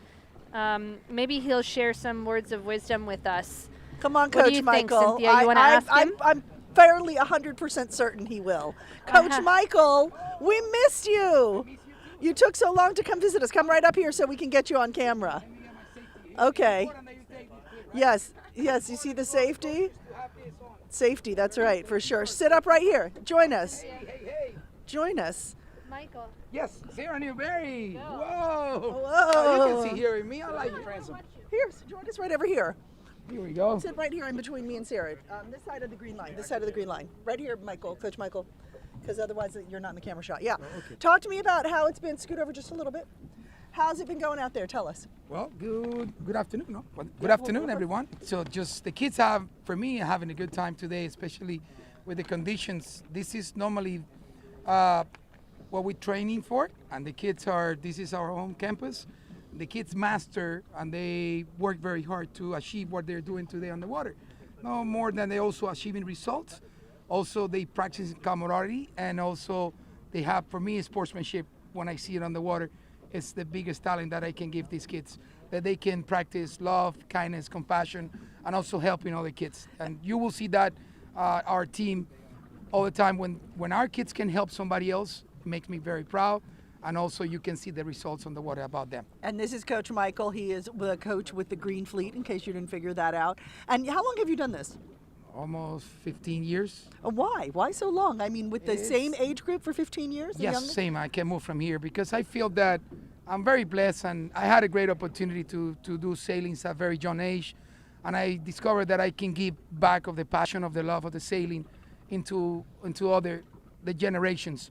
So I get to build the foundation of the sailing for the next generation and the next generations for many, many years. So that's what I love to improve, and also the youngest kids. And what do the kids say to you? What are some things that they say that warm your heart and make you stick with this year after year? Love. Love. Yes, they love this. They say this is for me. That's amazing. And what is for me. And they have, what do you have, 3 pillars that you live by, or 4 pillars? What are they? The pillars, yes, it's 5. 5 pillars. Actually, the kids add another one now. So the pillars that we live on by the kids is, one is kindness, respect, honesty. The other one, kindness, respect, honesty, integrity, and if you practice all this, you love. And they add another one. When you all this, you feel peace. Peace. Oh, yeah. Peace is from the word of the kids, and it makes sense. Yeah. And it is so nice for them to get out here, get on the water, and focus just on sailing and relaxing and having peace, getting a break from electronics, the world, and their parents. Well, I think that's another. I would like to add something different in there also. It's meeting new friends. And just is giving the kids the opportunity to face challenges in their life, and sailing have all these components that building those next generation of leader in the society. And that's what I see it. I see kids already coming up from college, coming up from high school, and kids they're good men and women of life. And you did that. You did a lot I of it. didn't do it. I can't take all the credit. For me, God is the number one. I'm just an instrument. You're the facilitator. There you are. I love you all. Thank you. And my advice to all the coaches out there, just put your heart, put your soul to it, and give your best to the kids. And they're the reason for us to do this. Thank you so much. And I hope many people around the world can come to visit and then feel how welcome we are here in Miami, and how welcome we are in our home club. Welcome, everybody. Thank you I have Sarah Newberry around there. Yes. And then thank you so much for you to make this happen. Thank God you, bless Coach you all. Michael. I love you all. Woohoo! Sarah, come over here. Well, now here we go. Let's take this. This is for the future. This is the next generation of sailors around the world. Thank you. Thank you, Michael. Thank you, Thank Coach you, Michael. We love you. Thanks. Get out there. Do your job. Go change lives. Oh my gosh! I'm enthused. I'm inspired. I mean, yes. no kidding. The kids love him. I have to say that anyone who gets to start their opti career being coached by someone with that kind of energy is really lucky. Well, I do have to say, last year, he's probably going to shoot me for saying this, but one of my very favorite sailors, he's like a nephew to me, Alec, he described Coach Michael as being like Jesus. So what does that tell you? And just because he is so inspiring, someone that they look up to, and it was an adorable thought that just came to the top of his mind, and you can see all of the enthusiasm that he has is infectious to the kids, and it's wonderful to see. Absolutely. And one of the things that I liked the most that Michael talked about was being able to teach the kids sportsmanship. Yeah. That's really what Greenfleet is about, and that's why we were so excited when we saw one of our sailors here on the Greenfleet course doing their penalty turns without being asked. Yep. Because that's really where it all starts in our sport, is at this age, for the young kids, understanding what sportsmanship is, understanding how to have integrity in sport, and then they bring that up with them as they go into more complicated or higher performance classes. And just learning how to follow the rules. Absolutely, learning how to follow the rules, but learning why, right? Like, definitely, following the rules is great, but I want to see athletes in the U.S. follow these rules because they know that there's a good reason to do it, that we build that integrity into their practice as athletes. It's amazing. It's amazing. So I love it. I love he's so verbose also. He's a chit-chatter. Okay, where are our sailors now? What's going on? Well, so these guys are just coming upwind after their last mark rounding. See this shot here of a couple sailors going upwind on starboard. We have our race leader, 16779. Sammy Guerin, closely followed still by USA 8, a local sailor from Key Biscayne Yacht Club, Alexander Kilo. Kilo. We have our these boats coming upwind toward the finish line, so we're going to be able to get some really good shots of them as they finish. This is one of the most exciting parts of the race, where all of the adrenaline amounts to an outcome. We have our race leader hiking here. We have enough wind now with this cloud cover for our athletes to be hiking. So that is really exciting. The day has just brought more and more good weather for us. Great sailing. Not so much sun anymore, unfortunately, but we'll take the wind because that's why we're here. Here we go, coming into the finish line. Big zoom out shot from our drone there. What a nice picture.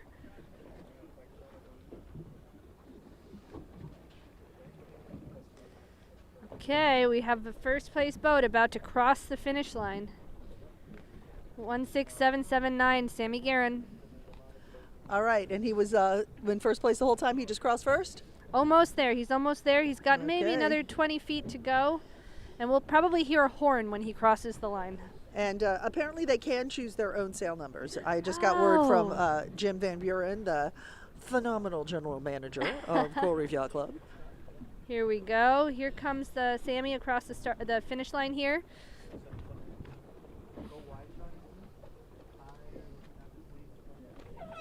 That's the horn that you get when you win a race. Yay. It's one of the nicest sounds you can hear.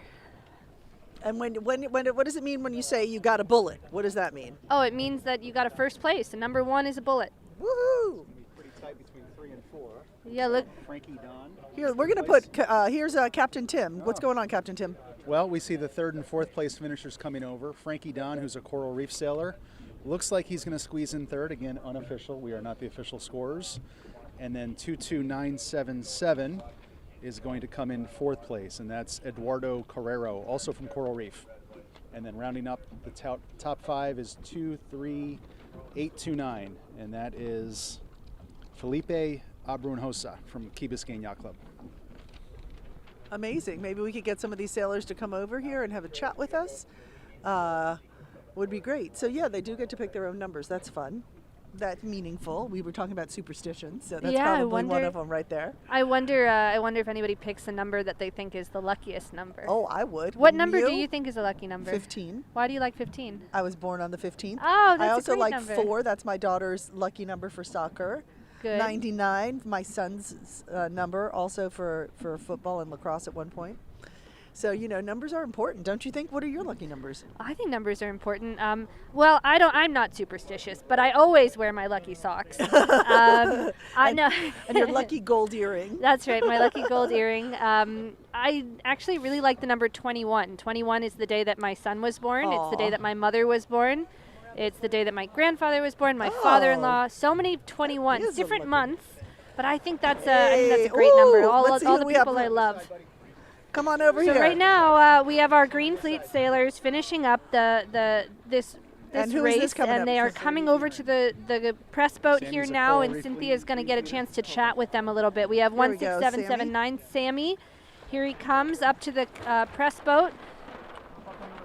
The race committee intends to go into sequence quickly after this, so Cynthia's going to get us an interview with Sammy, and then we're going to probably pick up a couple more faces before switching over to the next start. Okay, and this is Sam Guerin. How you doing? Good, how are you? I'm doing well. You tell me about that race. What happened out there? Well, honestly, I think that the reason that I won this race is because nobody was tacking on the headers or lifts. So, like, I was constantly just tacking every header, and then I just tried to maintain my boat speed and cover him on the last leg. And what was it like for your third race? How'd you do in the 1 and 2? I think it was good because I think I just did everything correctly. I was not trying to make too many risks, and yeah. What's the most important skill to have for sailing? Probably just having consistency in everything you do, because if you're not consistent, you're never gonna get good. Better. What are the biggest challenges of sailing? Honestly, probably just getting the confidence to be in the top. And what do you think is the best way to learn how to sail? Go with Coach Michael. Well, everybody loves Coach Michael. Why do they love him so much? He's a good coach. He teaches us life lessons. And yeah, he helps us with everything, basically. How old are you? I'm 11 years old. When did you start sailing? I started sailing when I was 8. Why do you like it so much? It just gives me life lessons. Like Michael gives me so many life lessons. It helps me build my confidence. Yeah. You feel like you could do anything now? Almost. And are you from Miami? No, I'm actually from New York. Oh, from New York. Okay, and so who do you sail for? I sail for Coral Reef. Okay, but you come down from New York. No, I used to live in New York, but now I live here in Miami. Ah, welcome to South Florida. Hey, congratulations, you did an amazing job. We're super proud of you, okay? But here. Finish strong, Sam. All right, finish strong. You're doing great. Frankie, come on over, buddy. Come on up. You're the next one up. You can.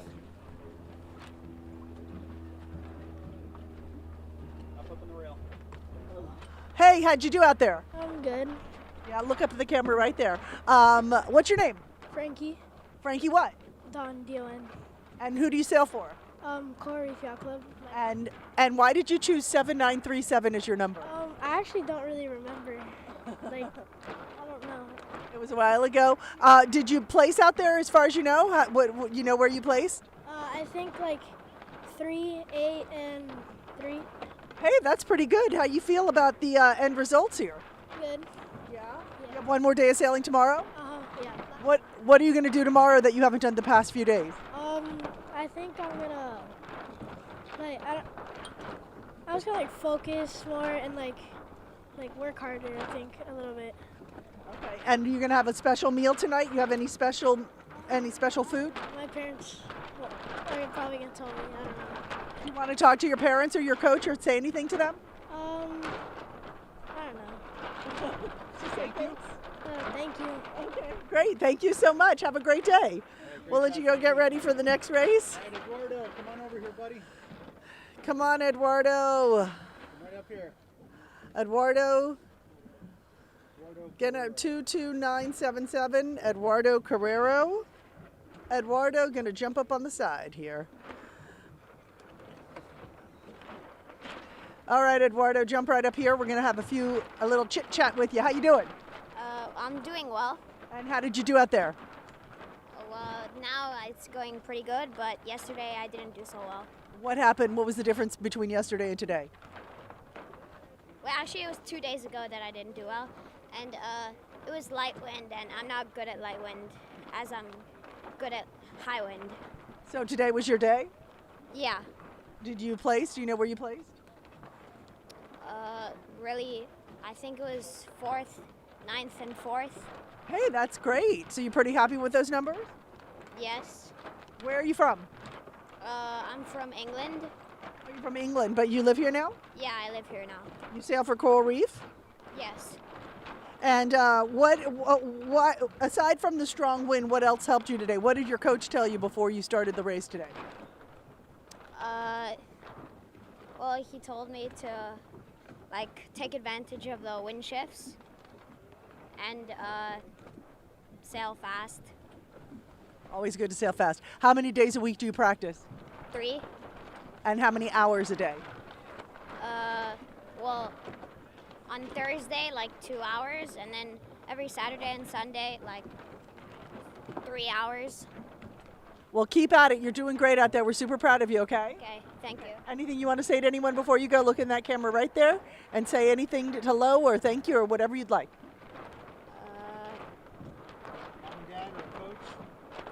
Yeah, thanks, Mom and Dad, for everything you do, and I'm really happy out here. Thank you so much. Go enjoy. They're so sweet. They're very polite. We have another sailor coming up here.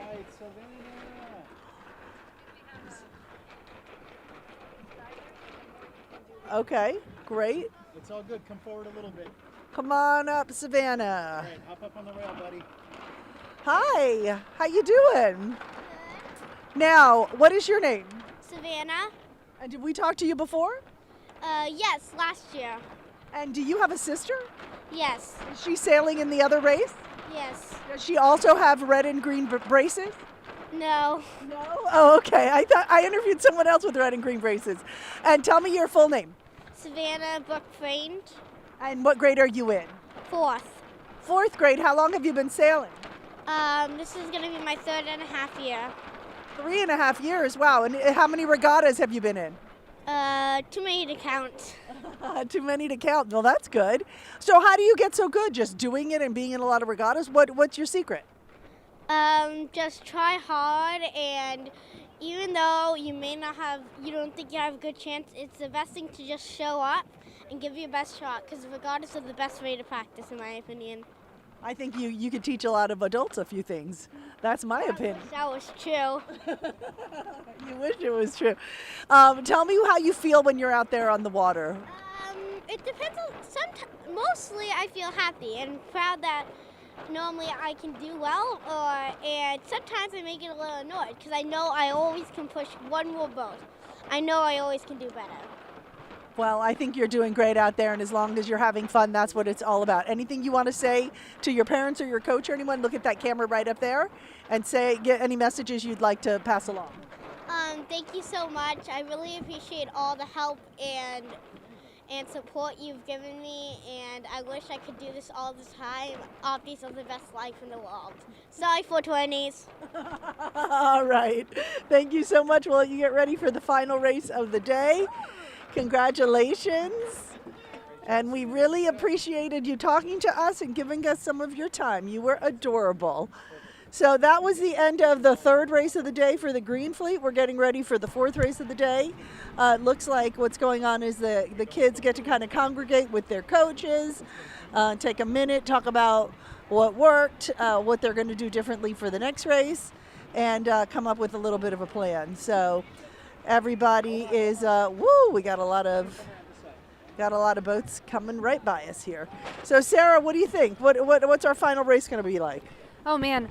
Well, I think we're going to see similar breeze to what we've been seeing in this last race here in Greenfleet. We have a lot of guys just finishing up and getting ready for the next start. All of the sailors are popping around talking with their coaches.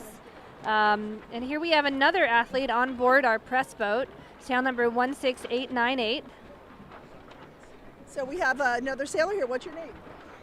My name is Vivi, and I like sailing because it's just fun, and I like making new friends, and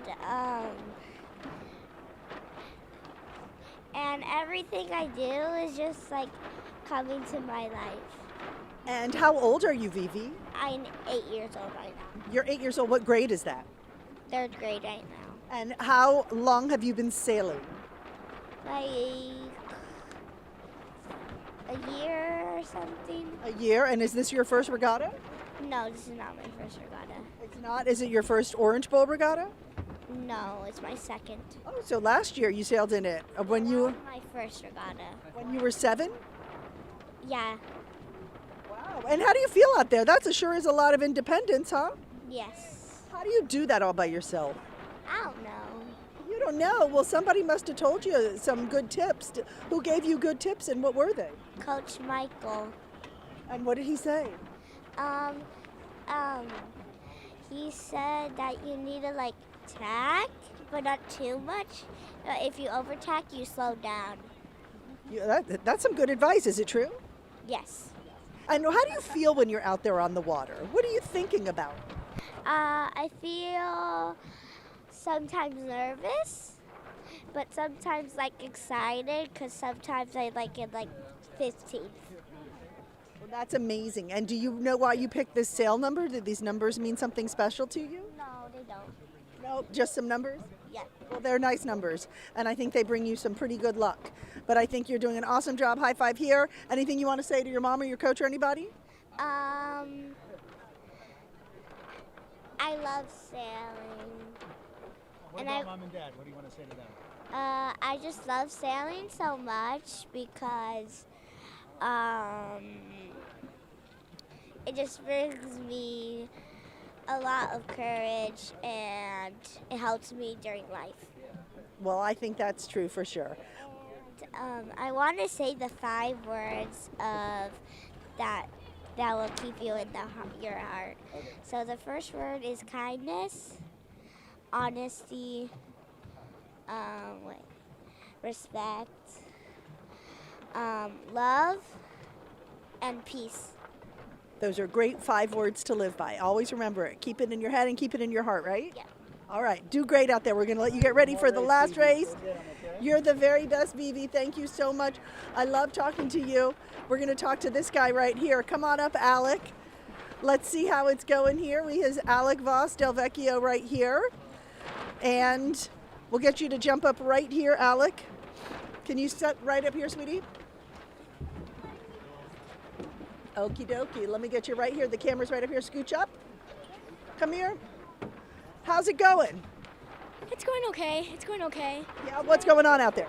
So today I'm not doing that well. I'm not paying so much attention on where I am in the course. I'm more paying attention to if I'm winning or not. And my coach Michael told me that I shouldn't be worrying about that. And first I need to worry about performance and not perfection. So what I'm going to do now is I'm going to make sure that I'm sailing well, and then once I'm sailing well, then I can worry about perfection, making sure my boat is perfect so that I can win the race. How are you able to do that? How are you able to just make sure that happens? Well, it's a combination of things. You see these things right there? Yes. These are your tails. Okay. You want them to be flat like that. That keeps your boat speed going well. You want on the upwind to keep your sail trimmed to the corner of the boat. You want to make sure that you're on a good angle. And if you're doing those things, you're going to get boat speed. You also want to make sure that you're in the pressures. The pressures are the places where there's a lot of wind, and those are the places you want to be, because the more wind you get, the better you're going to sail. That's amazing. Tell me about your bullet you got this week. So on the first day, I got a bullet on the first race actually, which I'm really proud of. And what I did was I made sure that I really didn't have a good start, but what I made sure of was that I was really getting my boat speed to a maximum and getting clear air. That day was light wind, and when it's light wind, it's all about getting your clear air. Because if you don't have clear air, you're gonna be stuck. Because after a boat, there's a bunch of circles of wind, and it's all rough, and that makes you go slower, and you're gonna be shaking around. So you wanna stay away from there and go in clear air. So what I was doing when I got my bullet, I had no one. It was like I had a private lesson. I was just alone sailing, and then everyone was behind me. So I had nothing to worry about. That's amazing. Are you 35 years old? How old are you? No, I'm 10. No. Oh, you're 10. And what are you going to do when you grow up in life? I'm just curious, Alec. I really like sailing. You really like sailing? It's my favorite thing to do. That's amazing. It's my happy thing to do. I mean, I sail 4 days a week. It's my favorite. And what do you best thing to me. look in the camera here? What do you say to your mom and dad about sailing? Thank you, Mommy. Thank you, Papa. And I have to thank my mom so much. You know what she did? What? I was new, and she helped me get through it. I was scared and crying, and she was the one who got me out there. And I'm so happy she did it with Coach Michael, because now I'm so happy that I kept pushing, and now I'm a really good sailor, which I'm happy about. And what do you say to Coach Michael? Thank you, Michael.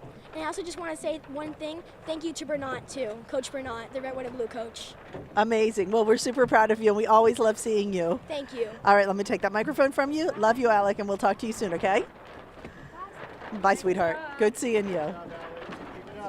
I think he could do everybody's job. I think he could sail. I think he could coach. I think he could be a commentator. I mean, I'm pretty sure that there's no job he can't do.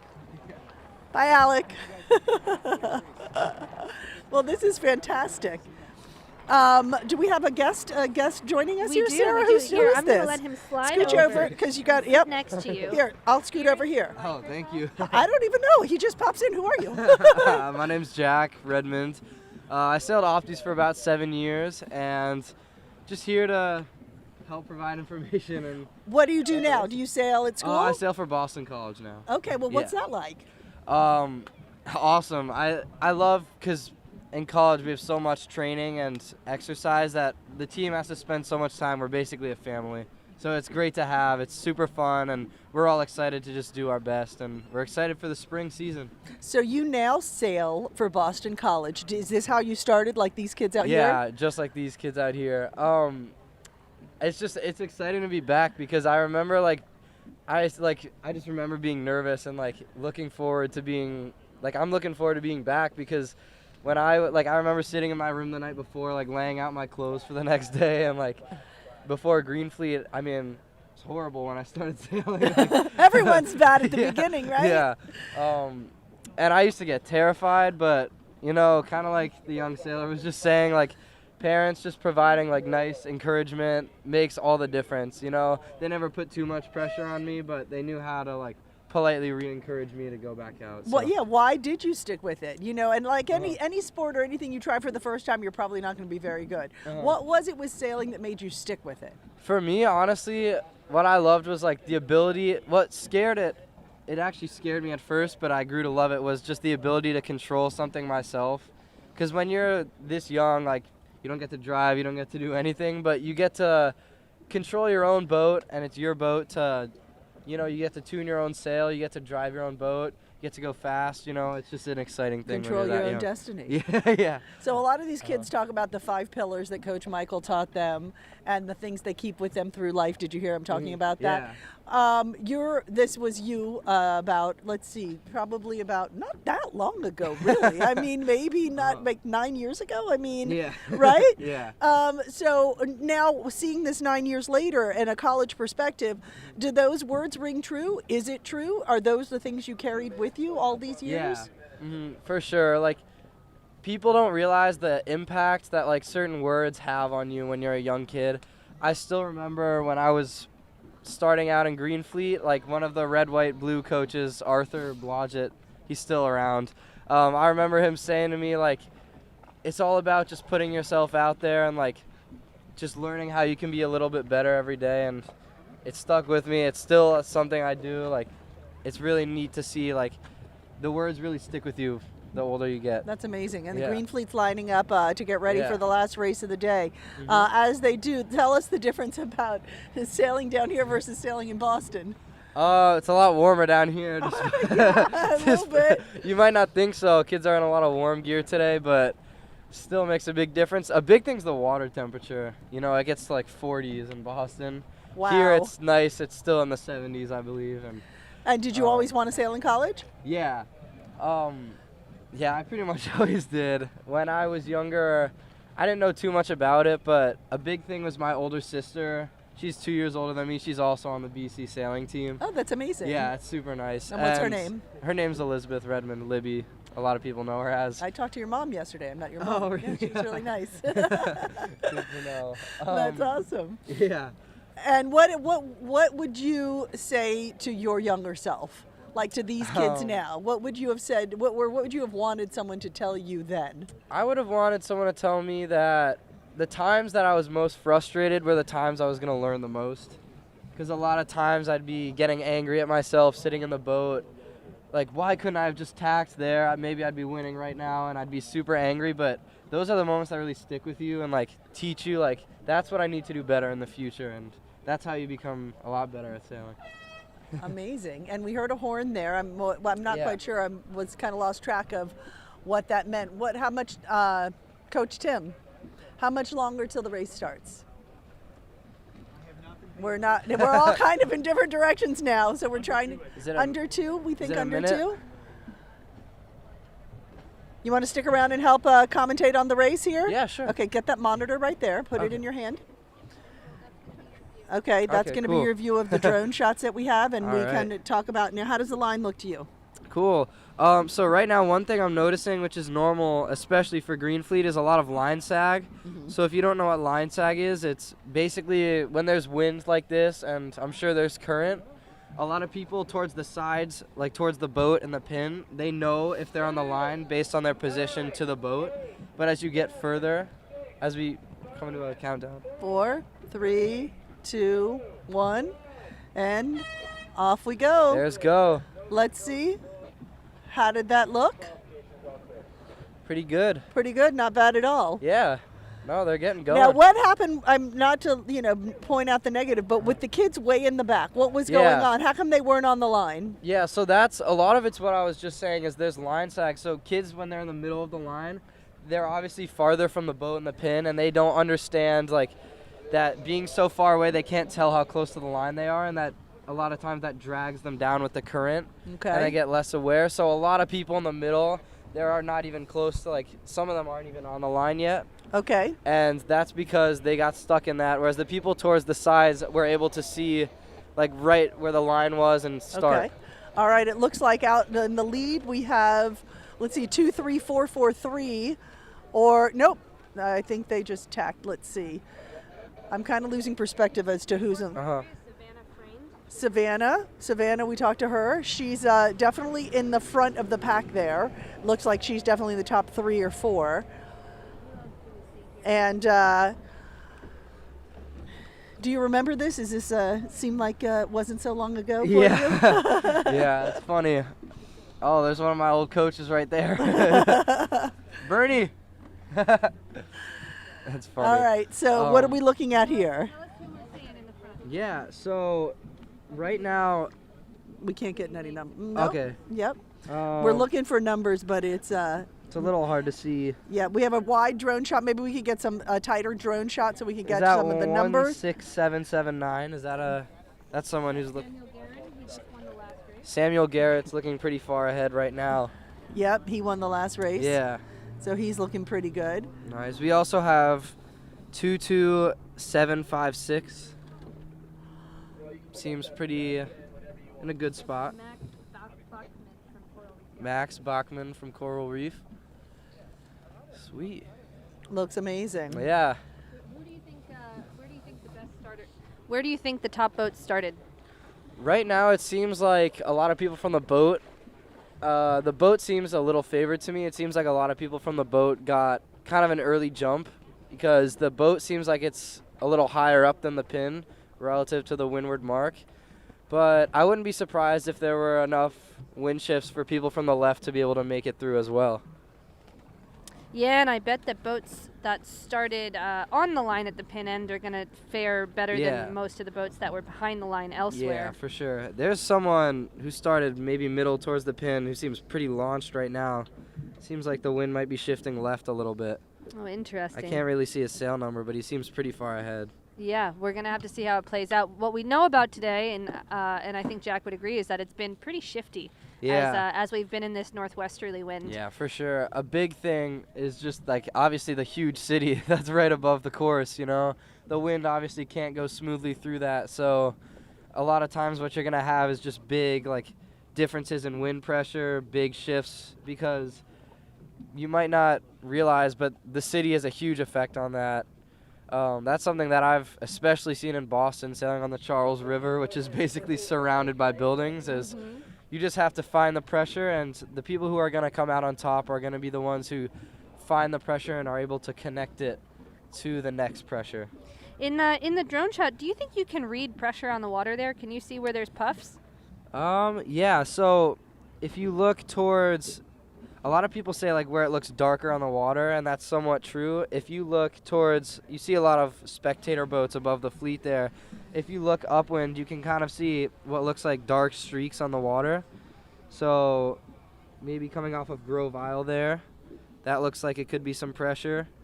And yeah, it seems like coming off of Grove Isle, there's a lot of pressure right now, and that's consistent with what we're seeing from the fleet, which is the top left is coming in. Yeah, do you guys see that dark patch of water beneath that sailboat? That's basically what we're seeing for a big puff coming down on the course. I guarantee we'll see soon the effects of that on the fleet, with people getting towards that, getting further ahead.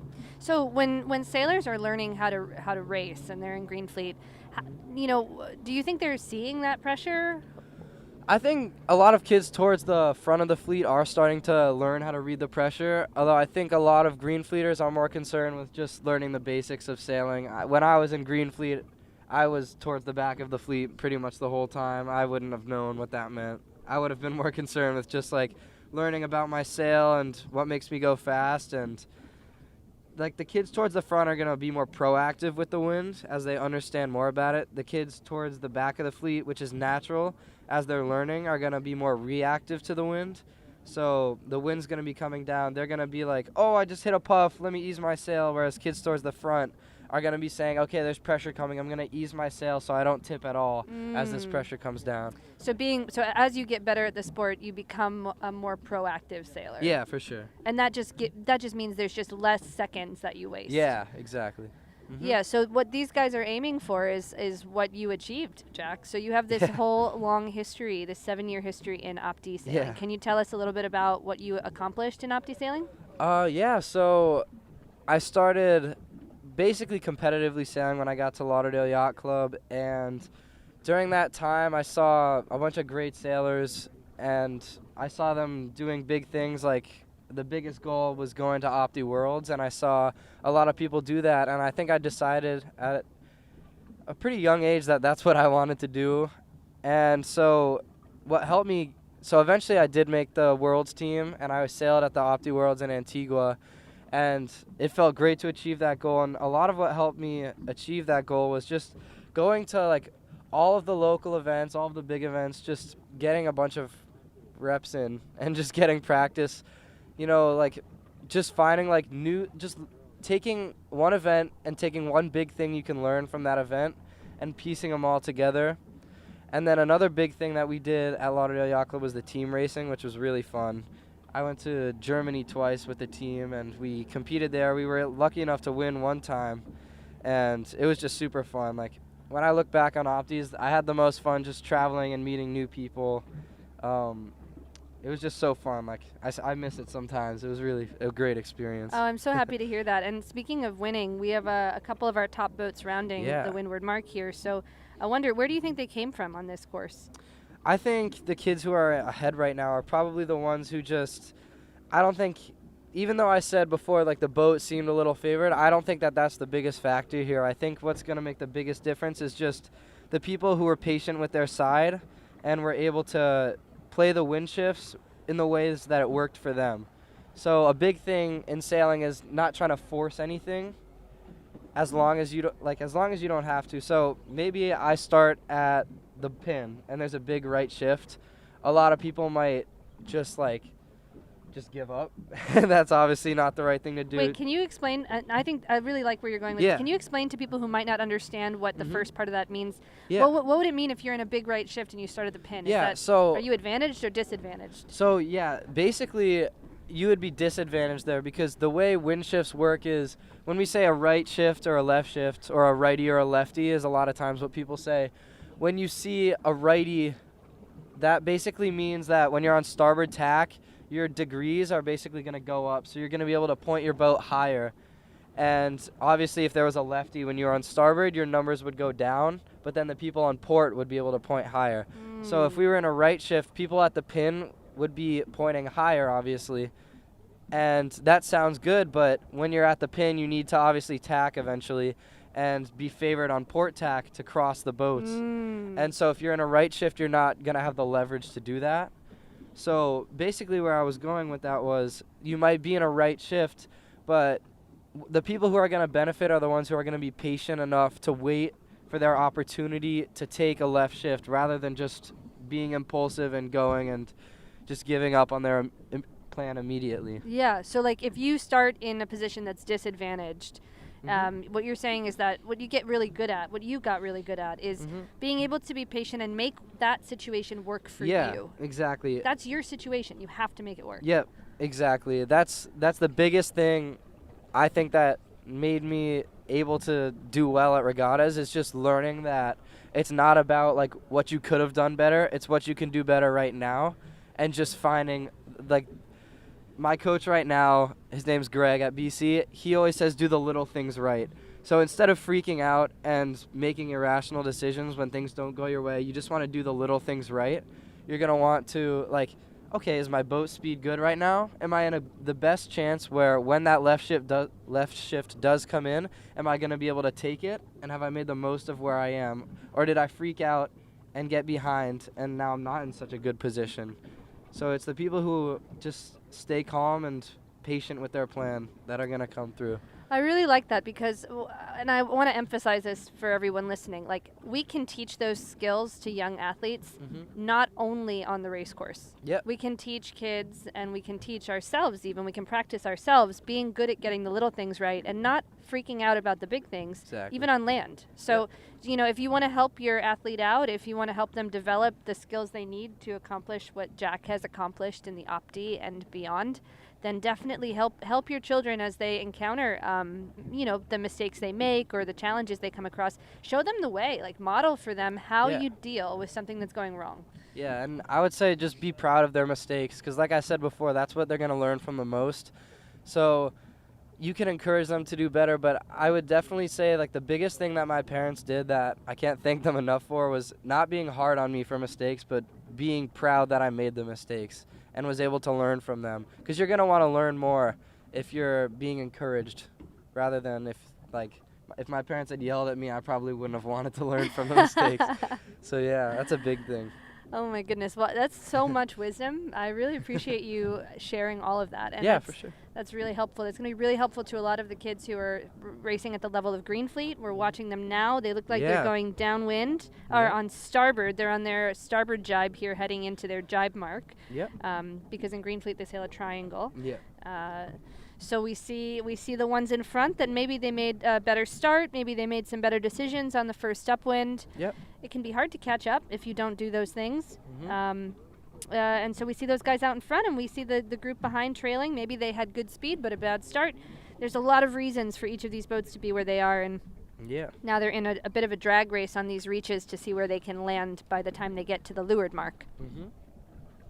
Yeah, for sure. The people who are going to gain on these reaches are the ones that just focus on their speed, staying in clear air, and not letting themselves. A lot of times what you see is people getting into like little fights over clear air. The people who are able to just accept like maybe what I need to do here is just head up a little bit, get into clear air, and then go back down rather than fighting for like even 5 minutes is like a long time, but I've seen it happen. Like the people who are able to just accept it and make it work for them are going to pass boats. So you're saying that you can get distracted by other athletes? Yeah, for sure. A lot of times what happens is people might focus in too much on one other boat that's kind of messing with their breeze, and then a pack of 5 boats might sail right by because they were just focused on getting ahead of that one boat.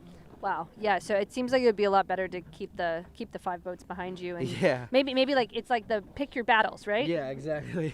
There's a lot of picking the right battle on the race course. Yeah, for sure. Yeah, we see the people, that's natural. Like a lot of times the people that are sort of far ahead at the start are just going to increase their lead, and that's because they don't have any battles really to fight other than just to stay in a controlling spot, not risk too much, but just sail how they know how to sail and stay doing what they are doing fast. As you can see, we got the first boat running the jibe mark. He's gotten a pretty sizable lead, and I'm sure what he's thinking right now is just, I just want to keep going fast and keep making good decisions, you know? What do you think is the most important part of going fast on the reach? When you were sailing opties, what were you focused on? A lot of times what I found fun to focus on was just even little chop, just learning how to ride the waves. That was one thing that, kind of what I was saying before, where like what made me love sailing was like controlling it, was I loved riding waves. And in Fort Lauderdale on the ocean, that's a big thing to learn how to do. So even like little chop, like maybe a motorboat wake, but like riding chop by basically the sailors are taught how to pump their sails is a big thing for like just gaining like maybe a boat length, but over time those boat lengths add up. And then another thing I would say is just reading their telltales. If it's a high enough angle on the reach, they're going to be able to read their telltales, and that's another big thing. Yeah, I've noticed that sometimes on reaches people get really caught up in the little battles over positioning with other boats, and I've noticed that opti sailors sometimes they let their telltale flap. Yeah. And then all of a sudden they're not at optimum speed. Yeah, that's a big thing for sure. Yeah, just like we said before, like picking your battles. There's some, maybe it is worth it. Maybe you have a huge lead on the people behind you, like those two boats right there. They could get in a little battle, and maybe it would end up working out for one of them. That makes sense because they have some space to kill. Yeah, exactly. So if you've got a little space, then there's a little more leeway, but I'd say like that's going to come with experience and learning what to do and making mistakes. So here we have a view on the drone, another one of these beautiful shots of the boats taking their turn around this mark. Yeah. If you were this boat in the back of that little pack, what would you be doing? What I'd be doing is just looking for the fastest possible route to the next mark, and maybe trying to take advantage of kids that are going to get into a little fight over like clear air or something like that, because a lot of times people just focus in on like following the groups in front of them, but a big thing that you learn how to do is just like, how can I do the fastest route for myself? So maybe if those guys are fighting like for clear air, they're all going high, like, and by going high I mean like they're doing a like higher angled path towards the next mark, so they'd be pointing their boat higher. Maybe going low could be a good decision, like going lower on the reach, pointing a lower angle could be a beneficial thing, or just going anywhere where you can get your own clear air and not necessarily get caught up in the other boats. You know what I mean? Yeah, for sure. Man, you guys are getting a ton of really great tips from one of the best opti sailors I know.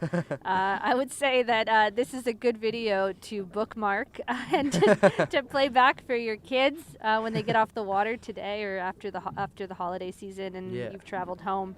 Thank you. You're welcome. Here you go, another pinwheel. We have we definitely have contact there. Yeah. What happens when you have contact with the mark or another boat? Yeah, so basically, I mean, first of all, you always want to try to avoid that. Even if someone is fouling you and you're going to end up hitting the mark, your goal would be to just try and avoid collision, obviously. But right there, what we saw was it looked like people didn't give enough mark room to the boats that were overlapped. And so, in case you don't know, when you're rounding a mark and you enter the 3 boat length zone overlapped with another boat, the boat that's on the inside, which means closer to the mark, is going to have room on the other boats. And so, basically what we saw there was that had happened. They had overlap, but the boats on the outside didn't give enough room for the inside boat to round, and they ended up hitting the mark. So the boats on the outside would be... It's happening right now. The boats on the outside would be liable for that. So what does that mean? I mean, in Green Fleet, maybe it means something different than in Red, White, and Blue. But in Red, White, and Blue, in Championship Fleet, what would it mean if you were the boat getting fouled? If I was the boat getting fouled, in a situation like that, I think it would probably just be a better situation where if I saw that they weren't giving me enough room, I would trim in my sail to slow down. And that might sound counterintuitive, but sailing on the downwind, trimming in is obviously going to slow you down if your sail isn't out enough. And I'd wait to round until after the boats weren't giving me room. And then what I'd do is protest the other boats. So basically just raise your hand and I'd say, protest, and then I'd say their sail number. And I would say, you didn't give me enough room, you should spin or I'm going to protest you. And so that's definitely a big thing it's a big part of racing. A big part of racing is knowing the rules, knowing when to use them. And what I really like about your explanation is that you would slow down to avoid contact. Yeah. Why do you avoid contact? Well, avoiding contact is pretty much always going to be a better route for you. You know, like, you might think, no, like, rounding here is just going to put me ahead faster. But as you saw before with that collision, the boat ended up hitting the other boats and hitting the marks. And that's not going to be as fast as just slowing down a little bit, having a good mark rounding, and being better positioned for the next leg. So a lot of people, they might think like just forcing your way through is the smart decision there, but it's going to affect your boat speed a lot more than just waiting a little bit to round. Yeah, and one other question about that is when you go into the protest room in a situation like that, like let's say the other boat doesn't do a circle and you've made contact. Yeah, you never know what could happen in the room. That's what my coaches always told me. Like, maybe I'm convinced I was right, but maybe I don't articulate it well or something else happens. You know, you never know how it's going to go in the protest room. But if you avoid contact, you're never going to be, there's never a chance that you're liable. So there's no risk if you protest. Whereas if you force your way through, you know, maybe there was damage, you could get in trouble for that, or just maybe you didn't realize you broke the rule too and you're going to end up getting in trouble too. Right, because there is a rule against making contact. Yeah, you should always try to avoid contact. That's always what I've been taught. That's a really good explanation. I know that sounds maybe so simple because you race sailboats all the time, but I just have this feeling that most people don't actually understand it. And so I'm just so excited that you've explained it well enough that maybe we have some people watching who are like, oh, I get it now. That would be so great. For sure. And of course, when you're in Greenfleet, these rules are really hard to understand. And like you said earlier, they have bigger fish to fry, right? They have more important things to focus on, like making sure they get their sails in all the way, making sure they can figure out where the starting line is. Yeah. We're seeing the leader about to round the final mark before the finish line. And the fleet is pretty spread out, but you can still see some big packs along the fleet. So that's where what we were talking about before is really going to come into effect. Like, as you can see, there's big packs, and the boats who are just like avoiding those packs and staying fast are the ones that are going to get ahead of the pack and not slow down so much with the pack. And that's going to be a big thing. Like, you see a big pack of like 20 boats right now. 20 points is a lot of points for a regatta, you know. That's going to end up being a huge difference, just learning how to get by that, you know. Yeah, like so right now, you know, these big packs, they have a long way to go to the mark still, and so I guess what you'd be thinking is like, how do I get around all these boats? Yeah. No, so if I were, I don't know if they can see on the broad, yeah, they can see. So you see the huge pack of boats that's coming up. If I were anywhere in that group, what I'd be doing is just making sure I get into clear air and then positioning myself in a way that I can be inside of the group to get mark room. So basically that, since it's just a reach, what that means is getting above the fleet. And by above the fleet, I mean they're at a higher angle than the rest of the fleet. Because they're like inside, like we explained, like the inside boats get mark room. That's right. So I'd be basically just trying to go a little bit of a higher angle and try to get ahead by going faster than all of those boats. So the mark that all these guys are sailing toward right now, we just saw the two of the top boats rounding it already, is the leeward mark. And they need to make this turn with the mark staying to their port side. So you're going to see everybody keep the mark to the port side of their boat. And after this turn, they make a full turn upwind. They need to race back upwind and beat to the finish line. So positioning there is so important because the upwind angle is a really tight angle. You want to make sure you're going to be able to go upwind with clear air as long as possible. Yeah, and you see a lot of boats jibing to around this mark right now. It's because they're basically sailing downwind from where they are. So basically, that's the effect of what we were talking about, where boats are fighting high to get clear air and room. And so now they're all like eventually having to sail downwind and sometimes even jibe, as we've just seen, to make the mark. Because instead of going straight to the mark, they're all fighting high, and then they have to come down off of that high angle. Excellent job. You're doing a great job. Thank you. Future in broadcasting. Hey, we have our resident historian here, Iris Kalaya, and we have a question from somebody, so I wanted to pull you in on this. They said, for the Orange Bowl, does the orange refer to orange like the fruit or orange like the color? Iris? Oh gosh, that's a really easy question. That, of course, the orange like the fruit. The orange is what originally brought people down here, our orange groves. So that is, I should say, a great question, because we have Miami, University of Miami, that's the orange and green. But no, of course, the oranges. The oranges was what brought people down here, and the climate and the weather and this great picture perfect, as Sarah alluded to, the Champagne Sailing Day. This is the weather down here is what brought people down here, and the conditions that would allow orange groves. And in fact, most of what we now know as Coconut Grove was orange groves originally. So amazing. And Coach Tim here, this is Coach Tim. Yeah, he's coach too. Captain Tim, this is Iris's husband. That we're at the people are asking, are there any more races for the day? This is it. So this is the final Green Fleet race for the day, and we have one more day of racing tomorrow. So hopefully we'll have some great conditions to round out a great regatta. Amazing, and nothing to complain about at all. Hopefully the weather conditions will be great tomorrow as well. Yeah, it looks like the red, white, and blue is finished as well. They're coming through now to go back to shore. Okay, so red, white, blue's done. We're finishing up here with Green Fleet. How close are we to the end of this here? I'd say about 15 to 20 minutes for the end of the Green Fleet to be getting towards the finish. Okay. That's when the real race starts, you know. That's right. I was on land just now, and seeing how many dollies there are, it just reminds me like it's a huge event, and that's what makes it so exciting. Is you can't look anywhere on the bay right now without seeing a boat. And that's amazing. That's the best part of Orange Bowl, I think. It's just the amount of people that come sail. How many times did you sail in the Orange Bowl Regatta? So I sailed Opties 3 or 4 times. I think 4 times. I sailed the Opti Regatta, and then I ended up sailing I-420s one year, Lasers one year, and Club 420s another year. Oh, wow. So committed. Yeah. Yeah. About 6 or 7 times. That's amazing. Now, yeah. We're right by the finish line here. Yep. So the boats will be coming up. We got a little bit of time. Yeah, for sure. We're starting to see. Yeah, got to make sure the red, white, and blue stays out of the course, and I'm sure they know to try to avoid like getting in the way of the green fleeters. That's always a big thing to learn. As always being respectful is another big thing. Like red, white, and blue fleeters should a big thing for them to become better sailors is to learn. I'm one of like the big kids now. I need to be respectful and kind to the green fleeters so that they want to keep doing this and end up looking up to you. Because if you have green fleeters that look up to the better kids, that's great for a program. Whereas if they don't like the good kids, why would they want to be like them? Right, exactly. Yeah. Good point. Yeah, you see coaches coming up to make sure they get out of the way.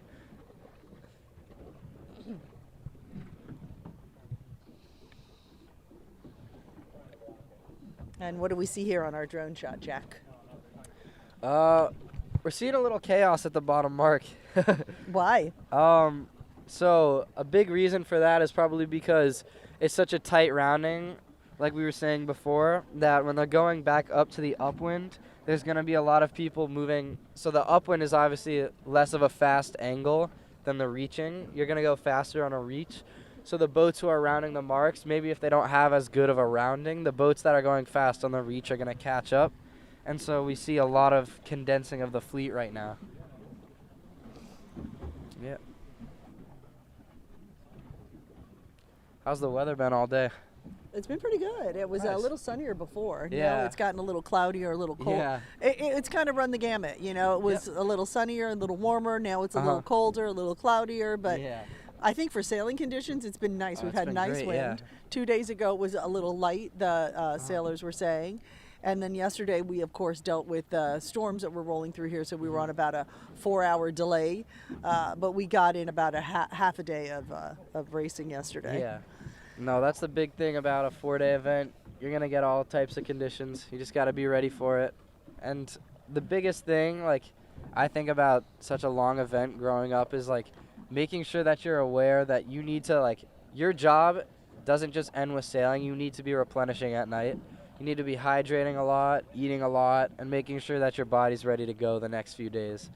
Because the people who do that earlier on are going to easily get ahead of the people who weren't paying attention to that throughout the event. Yeah, we were talking about, Sarah and I were talking about nutrition and how Yeah. important it is and how it directly correlates to your ability to sail. Yeah, for sure. And how strict are you with your diet in college? I mean, that's kind of hard. Yeah. You know, I always make sure I eat enough. I'm on the lighter side, so eating as much as possible is usually the good option for me, but that doesn't mean eating unhealthily.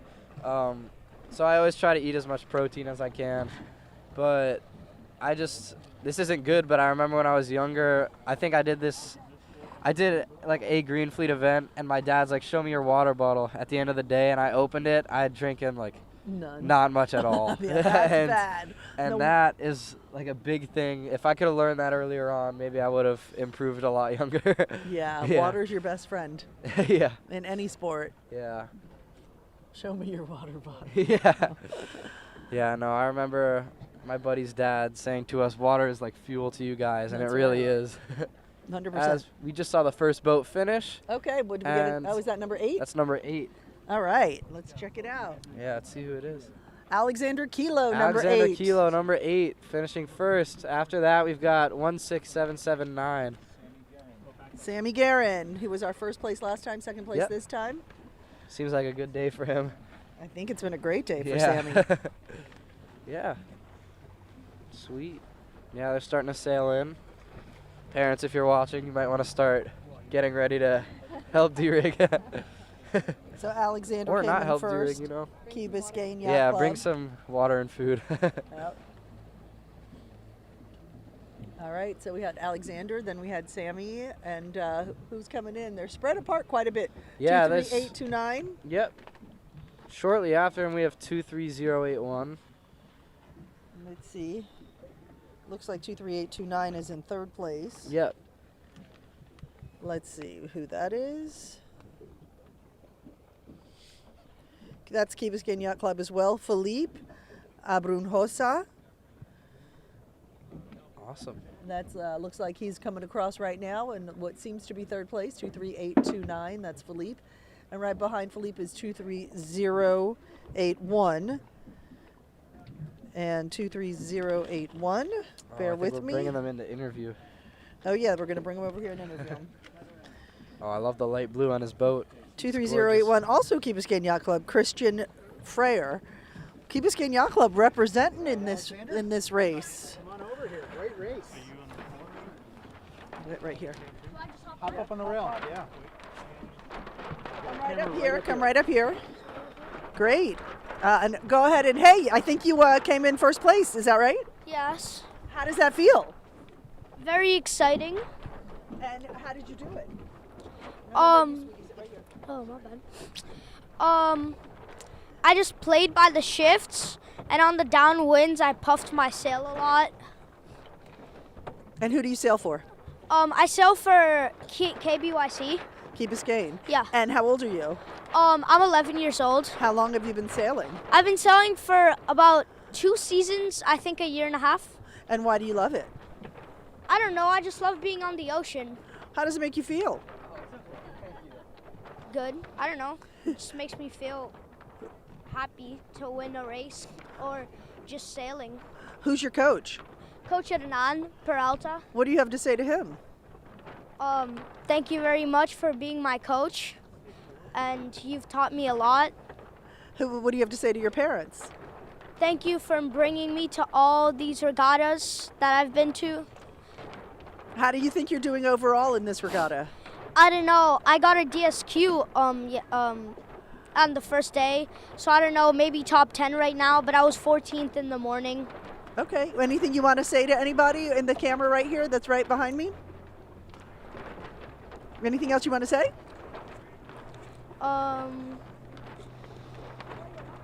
No? Yeah. Okay. I don't know. You did great. Give me a high five. Woohoo! Thank you. Amazing job. Thank you so much. So one more race, one more day tomorrow, one more racing day tomorrow. That was the 4th and final race for the Green Fleet here for the day today. Great sailing conditions, great wind out here. We saw a little sun, we saw a lot of clouds. But overall, hey, what's up there, Sammy? Looks like you came in, I think you came in second. Hold this close to your mouth, close, so they can hear you.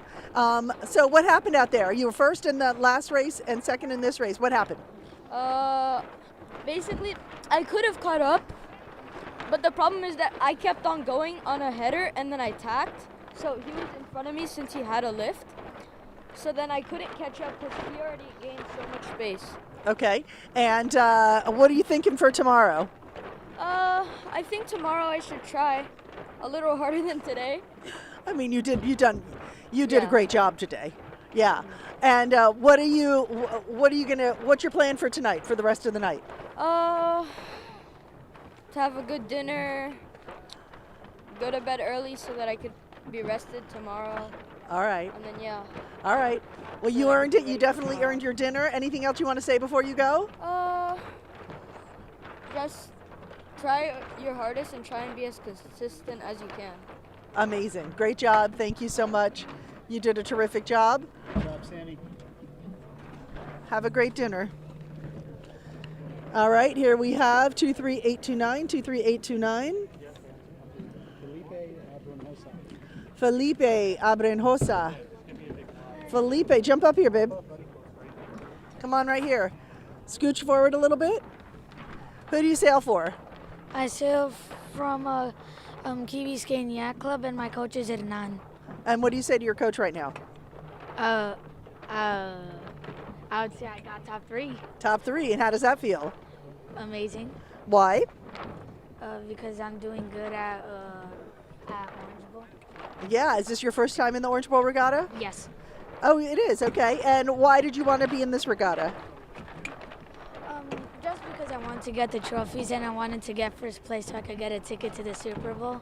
Oh, that's right. That's right. It's the Orange Bowl. You get a ticket to the Orange Bowl. Oh, yeah. My bad. My And the Super Bowl would be nice as well. And why did you decide to sail? A lot of people are out there playing sports on land. Why did you pick one on the water? Because my mom told me sports could get me into many good colleges, and she said I wanted to be in the sun, so I chose this. Okay, let me hold the microphone right here for you. So you love the sun? Yeah. Yeah. And then it was cold yesterday, so they really didn't feel the sun at all, did you? No. How is it a lot harder to sail when the weather's different? Yeah. How was today? It was all right. Not much wind. No, it seemed pretty windy to me. There wasn't a lot of wind?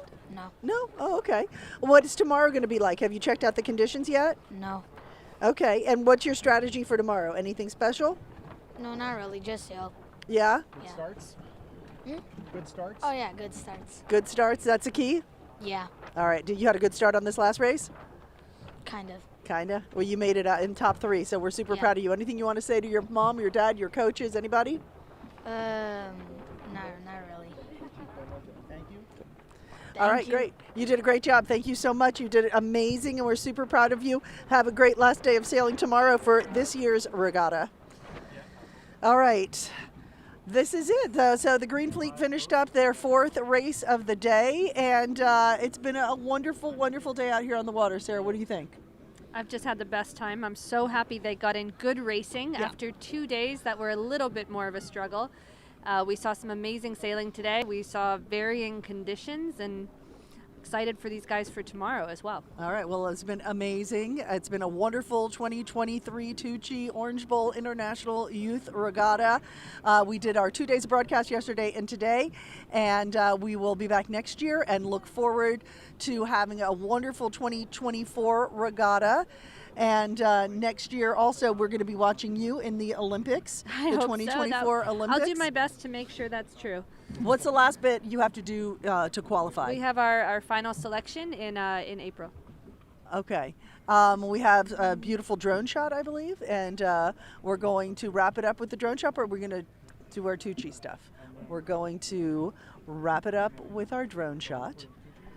And we want to say thank you so much for joining us. I'm Cynthia Demas. This is Sarah Newberry-Moore. We've had a wonderful time bringing This is Jack you. Redmond. And this Thank is you, Jack. Jack, you did a great job. Thank you. And we enjoyed every minute of it. We hope you did too. Have a great 2023, the rest of it, and Happy New Year, everyone. Happy New Year. Thank you to our sponsor, Tuuci. Take a look at this.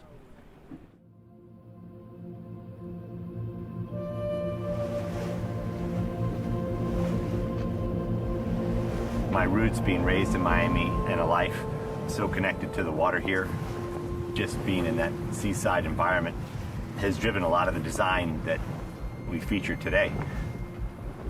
The inspiration for Tuuci's products come from the world that I grew up in, from a life lived on the seaside in Miami. We're really just looking to complement the existing environment. There's many parallels to the rigging that we feature on our products to the rigging on a sailboat or on a powerboat. We're using aluminum alloy, the same aluminum alloy that we constructed tuna towers on fishing boats. We're using winches, cranks, worm drives, pulley and block systems, racing cam cleats to engineer our products. The inspiration came directly from the mast of a sailboat, and we employed that technology onto our masts and to our hub system and our runner systems.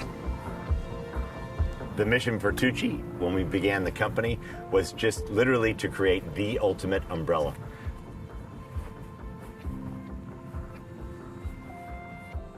That was the genesis of our company to begin with, that we started in this little boatyard in South Miami, to everything that we do today.